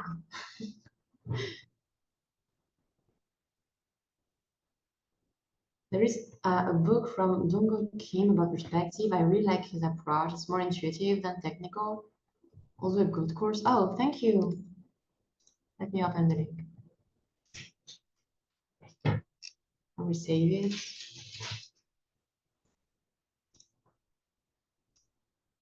Thank you so much. Oh, wow. Okay.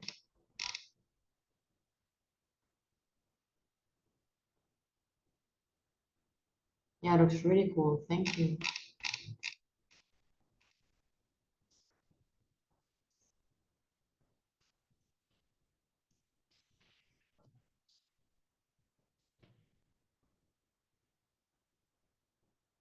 I'm sorry, the bunny just stole my shoes and now he's running with it.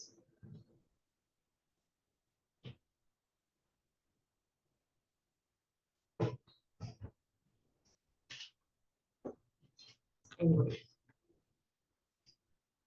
When I read more intuitive than technical, I love it instantly. Yes, same.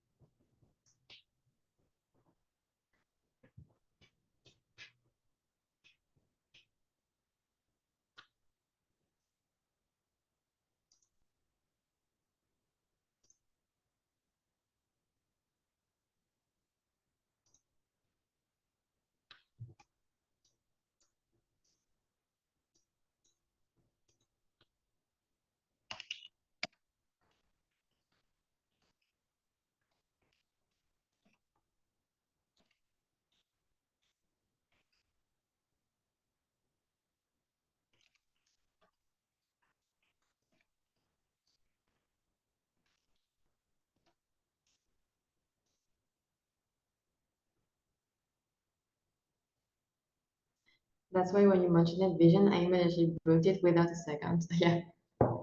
But this book is really, really great. Book by Bob the Bunny, called How to Steal Shoes. Yes. And I just sent a message to Pierre so he can get my shoes back.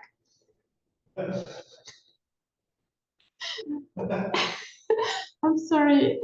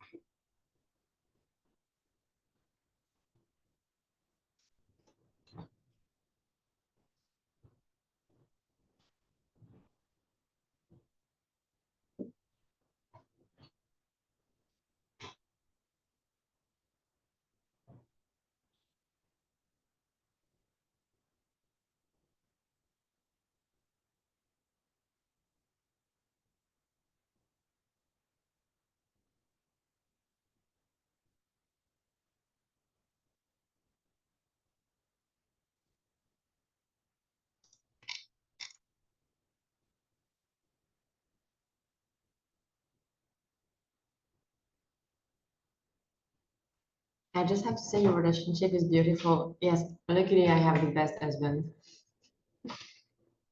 We're having a lot of fun. Better stick to brushes and not talk about politics around my fine itself. Oh, okay. Yeah. We are in, oh yes, I have a lot of layer. Yes. I think I did more than 1,000 layers in other PSD. So yes.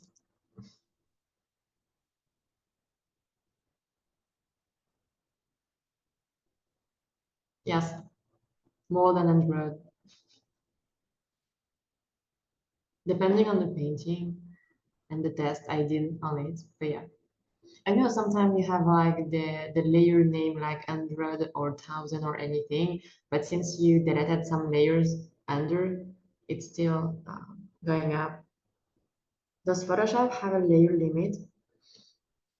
I don't know. I never went into the Photoshop limit.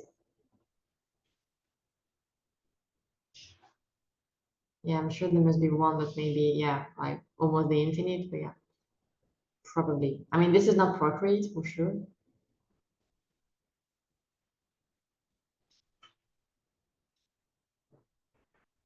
Photoshop, no, but your computer memory, yes, yes.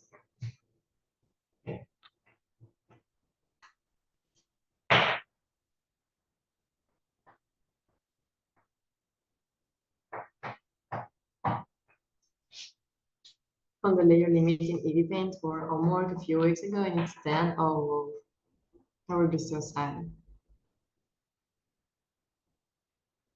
If Leah didn't reach it, there isn't one. Yes, exactly.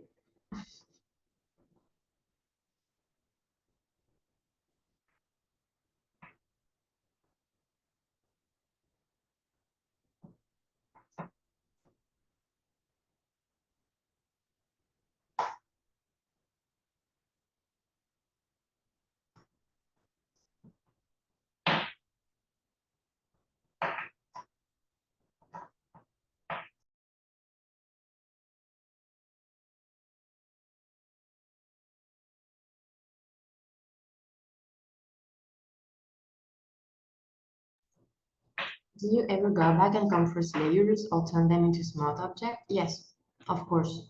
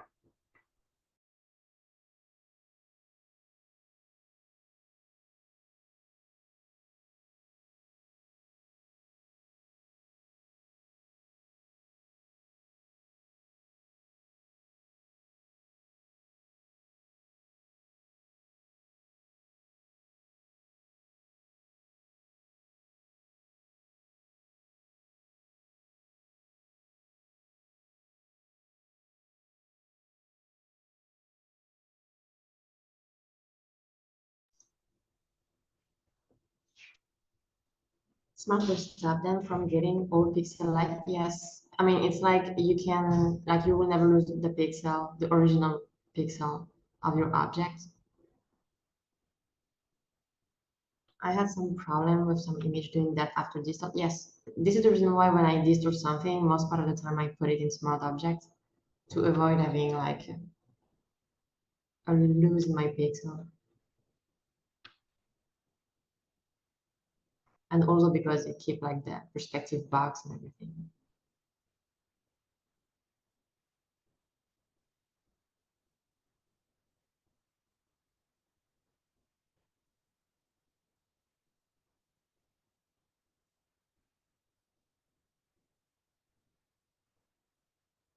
At this moment, I was pretty happy with the stained glass. I was like, okay, it feels detailed, but not too much.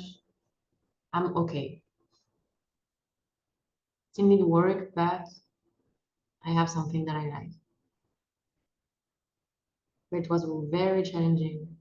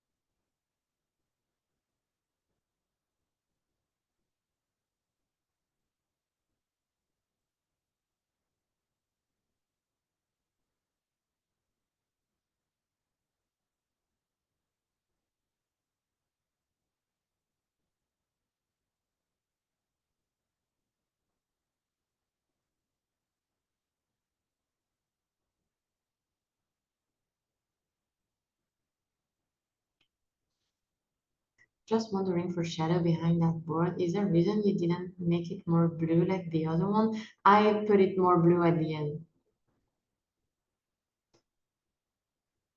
So just because I did not change it from the layout for now, that's it.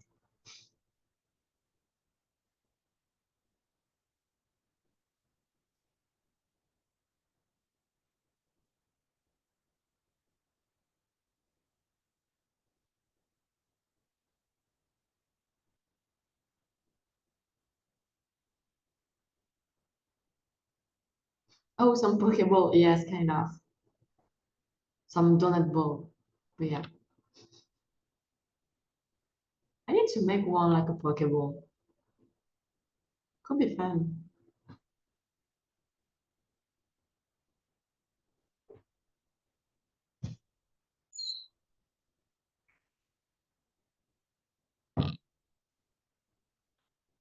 Yeah, I will do one.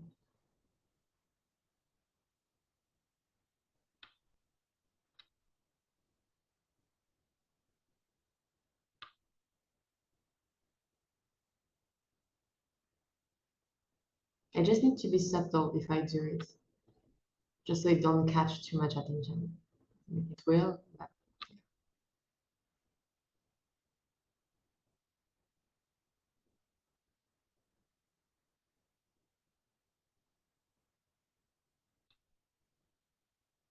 but fully I had control not to do it first. Yes, and it's not even finished yet. Yeah.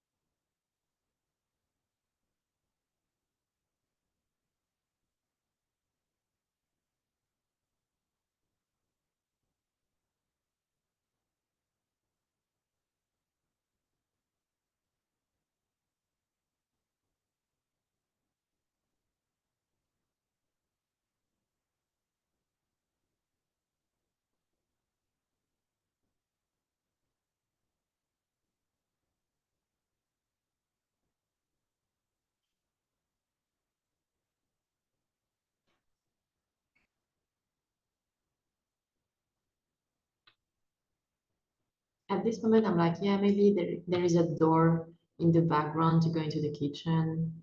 But I think I removed it from the final because I did it more subtle. The baguette and transparency for the glass looks so nice. I like the single shape you do. That works so good. Thank you. I still need to improve it a little bit because it's still around my focus point. So I need to add like a few more values, I think. But yes, I want to keep it simple. And I want you to understand what's going on inside it. So you will see I would have like some boxes and props behind.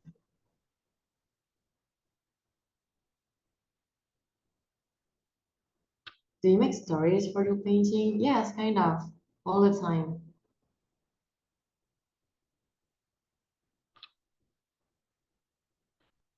Yeah, this one is just like really inspired by where we live with my husband.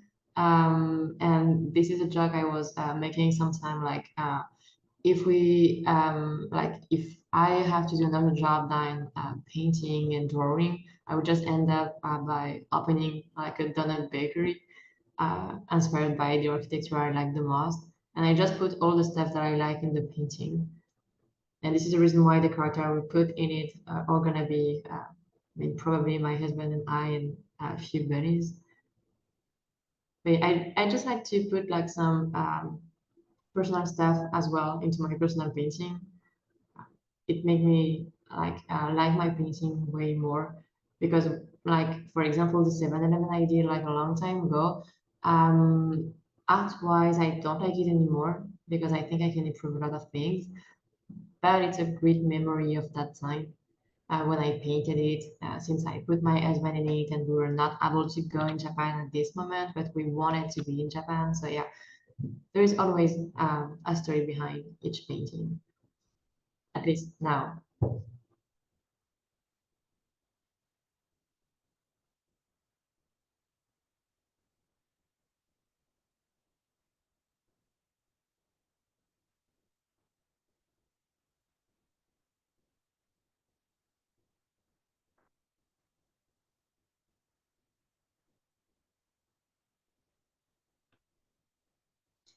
Sorry, I missed the start of the demo, so maybe you have shown your reference for that painting at the start, but did you have a reference for that glass, for texture and light?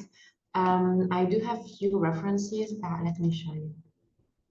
Did I save my ref for that, or were they only on the internet? Let me check.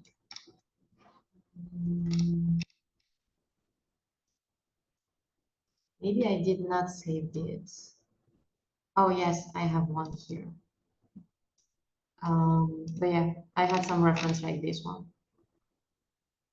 I had a few more ref, but I kept them on Google and I did not save everything. But yeah, this one as well. So yes, of course, I got it on reference.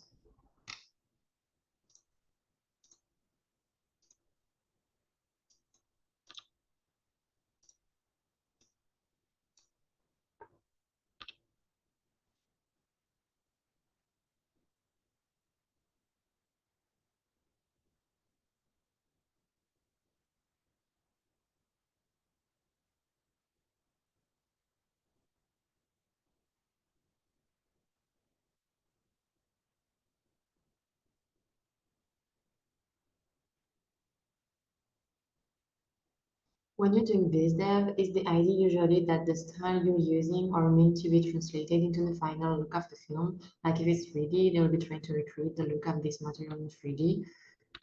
Depending on the production, I think, like when you start in VizDev and you're doing like blue sky, most part of the time you're doing your painting in your own style.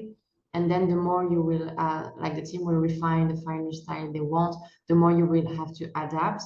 And for the 3D, yes, the 3D team will try to recreate what you did in VizDev, but most part of the time you will receive some of the environment or character the 3D did, and we will have to paint over it to give them an idea of what we really want. So it's really like back and forth, basically.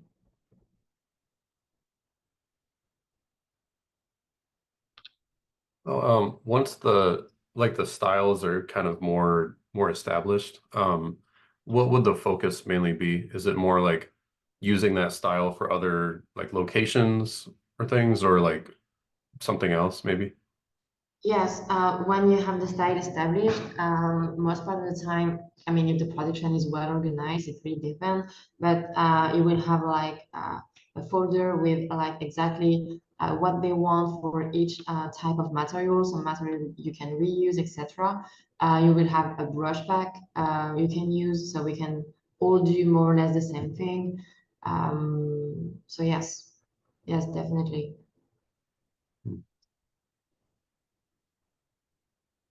But again, really depending on production.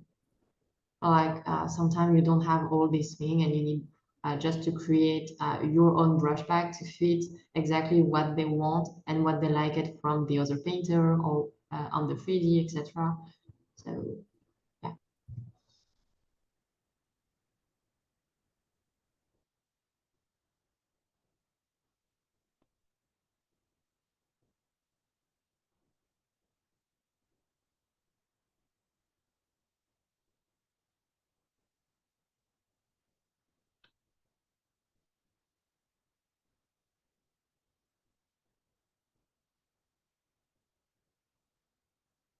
I want to put like some donut box here in the background. We create like some logo or something really quick. And here I will display some donut as well.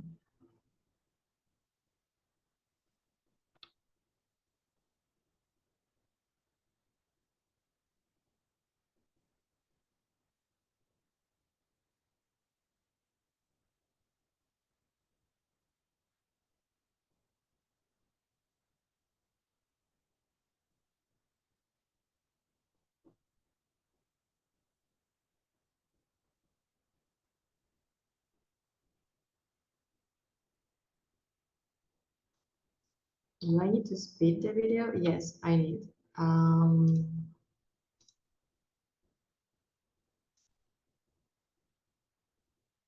Yes. Maybe a bit too speed.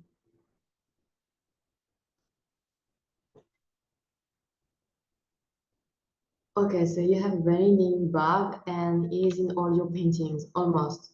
Yes. I mean, I have two bunnies. And this is the reason why there is bunnies in my painting, yes.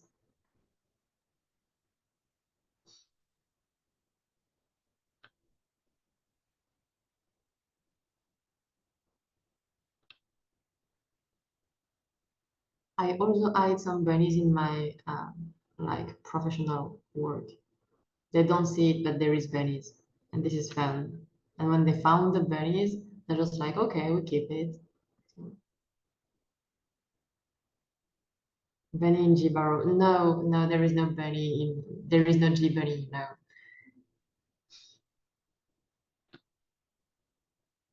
I started to hide bunnies, but after Jibaro. Bunny leaf. Maybe there is a bunny leaf somewhere. Maybe.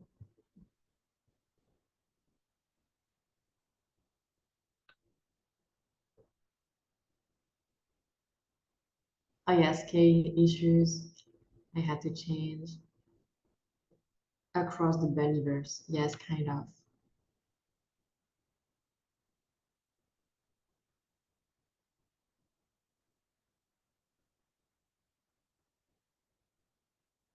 Oh yes, wood part 3.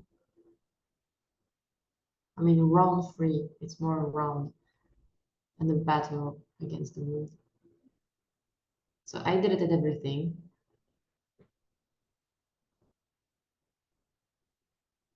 It's so cool that you can add personal stuff like this into professional work and it will end up on the screen or something. I'm just fascinated by this. I mean, I put it in my 2D painting and then I try to see if they keep it in 3D sometime because they can approve the work in 2D even if the bunny is in, but I don't know if the 3D will think about it and keep it or not. It depends on the production. It's like one time I had a character to draw. I mean, I drew a character for a game, and I drew my husband, and they didn't know, and they approved the character, and that was fun. So.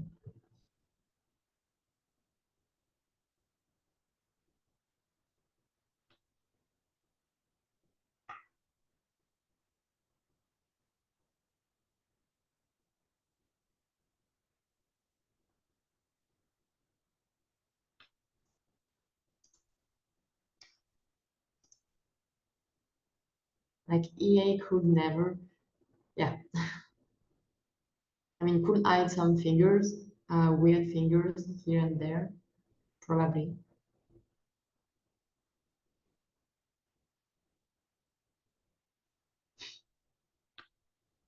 That's weird.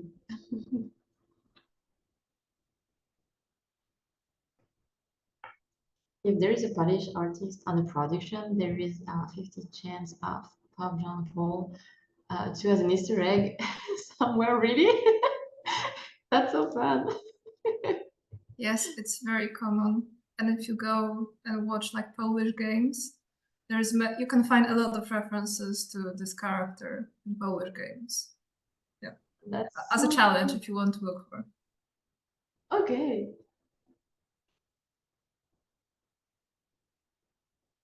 There is I'm not sure if I'm allowed to tell this story. Anyway, Pierre told me something when he was working on a production, but it was a long time ago.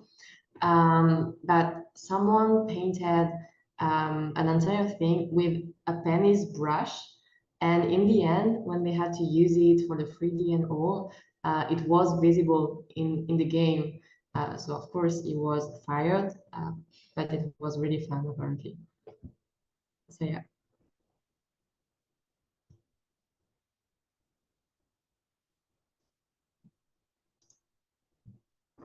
It was a long time ago, so I guess we're fine now. Legendary brush. Yes, probably. I never see the painting or anything. Just a story Pierre told me. But I was like, seriously? But yeah, it was fun. At least it was not a big no. I was in a pretty show once where the crew got to turn their dogs into side character, but the show got cancelled when it was my turn to draw Cookie. Oh no! Maybe next time you can put Cookie everywhere. Don't wait for your turn. Yeah, Make them that's the goal.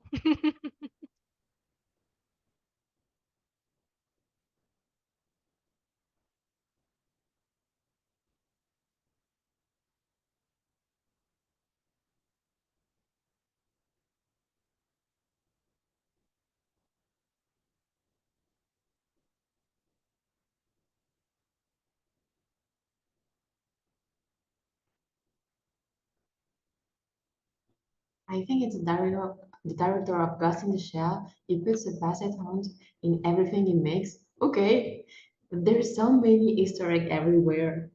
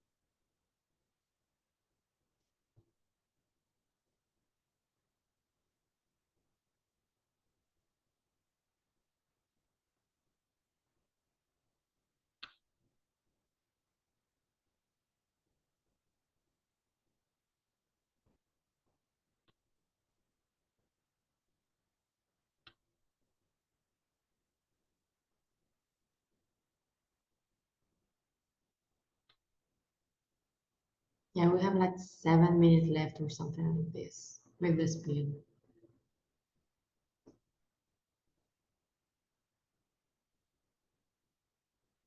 So at this moment, I'm just doing like some really quick final touches because I know that I don't have enough time to finish it before the class.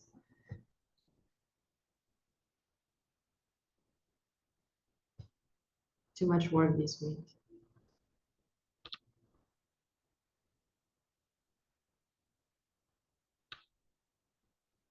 This is way more efficient than how I work. I don't know. I mean, depending, like each process can be efficient depending on what you need to do, I think. I don't know how you're used to work.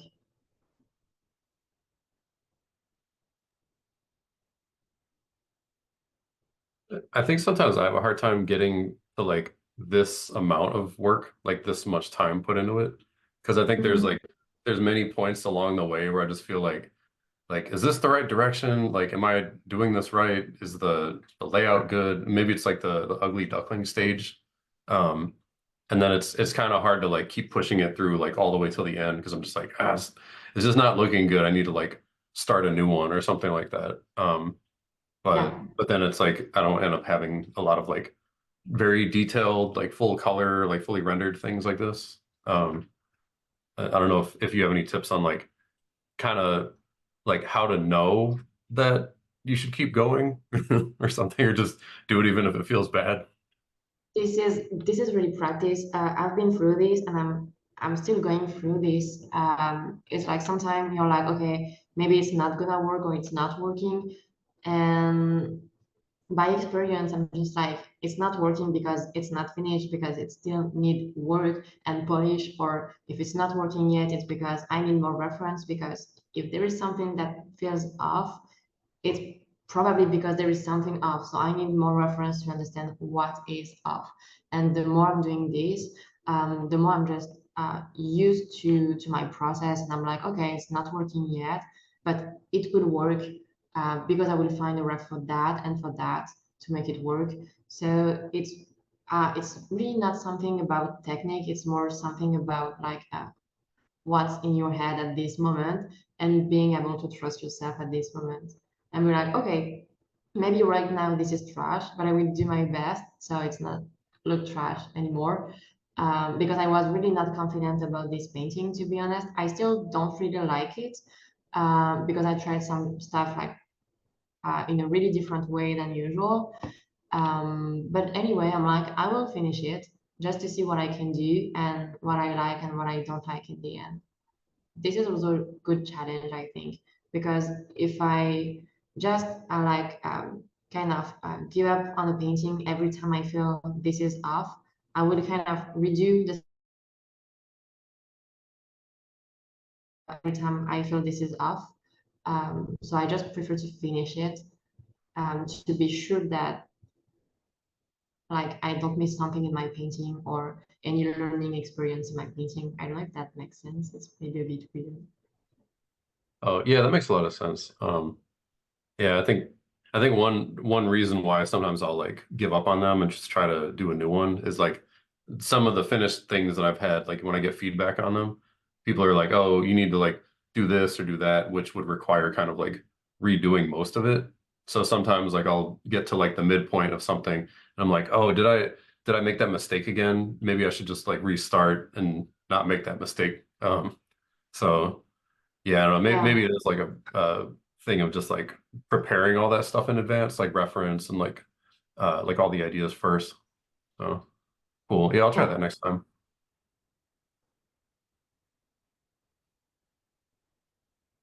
Fastest way to learn is to fail. Yeah, exactly. This is really hard. But yeah, this is the best thing to do. Like as you can see, I redid my wood and my stained glass and pretty much everything a lot of time. I must be learning really fast, exactly. But truly, this is the best thing.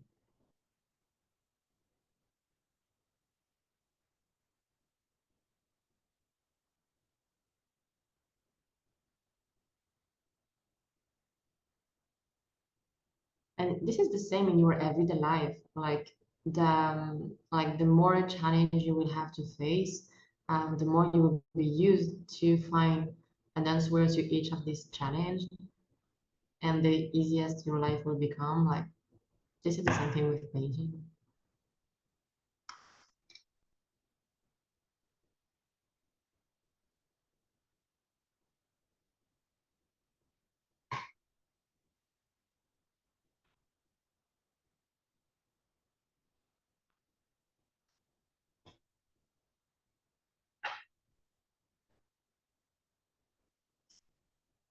I've tried doing many small paintings. Failure is the most in my life, I guess, but then see them big improvement. Shocked, but it really works. Yes.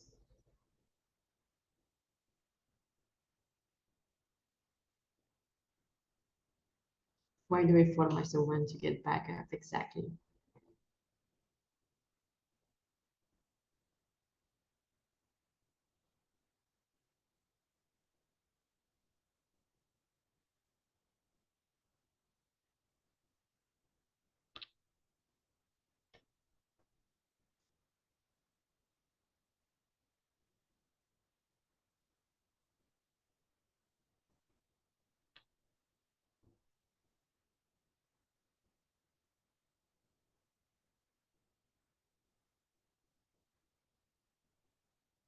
Yeah, working small is a good tip since it's easier to get things finished faster. Yes. Really smart for composition, for a lot of stuff. To do color thumbnail. And so you don't focus too much on detail, but on the like big fundamentals that make an image work. So yes.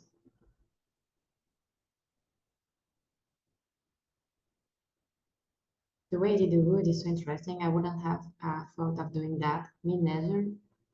Took me 3 times to end up with this.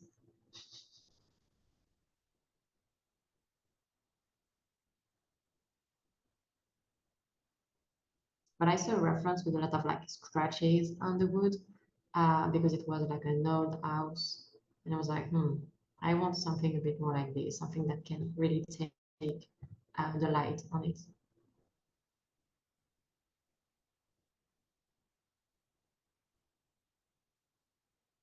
And I have like 2 filters on top. I have like 2 color balance on top of it. So this is the reason why you see the color that change sometimes. Because I put them to see if this is what I want in the final, and then I hide them just to be able to continue to work on my painting without the filter on top. And here I'm cleaning my layers. Oh, and this is a post-production thingy, like the iPads and the noise. And I think that's it. Yeah, I think that's it. Yeah, one thing this class has made me think more about is how I'm designing the shape rather than just trying to draw them or copy them. Yes, exactly. So you had this, you had this. So yes, you know the homework. Try to finish, advance your painting in color, add more detail, refine your design, double check all your fundamentals, so perspective, color, lighting, your contrast, your shapes, everything. Be consistent in your choices. So if you go for a specific art direction, try to create some rules and follow them along the way in the entire painting, and add storytelling elements. So I will add more storytelling elements in mine as well because I'm missing these storytelling elements, and I will finish my design and detail as well. So I think like usually you have like the demo I did during the week, but I think it's maybe better if I finish the painting so I can give you the full video of the render instead of like 2 different videos. So yeah, when you will have this recording, but I will give you the demo once everything will be done, if it's fine for you. And yeah, if you have like any other question about like anything about the week, about what you have to do, please feel free. Fine for you, great, thank you, okay. Thank you and good night, thank you. And you're talking about music. I've put learning music for a way later, like 10 years, always spent some time learning writing. This is great, these are great skills. Night, yes, it's night for me, yeah. Almost. It's like 10 p.m. here. Thank you, Natalia. So interesting to see your process from the beginning. Cool. Thank you so much. Thank you, Night. Then see you next week, and feel free to send your work in progress in the Discord if you need anything.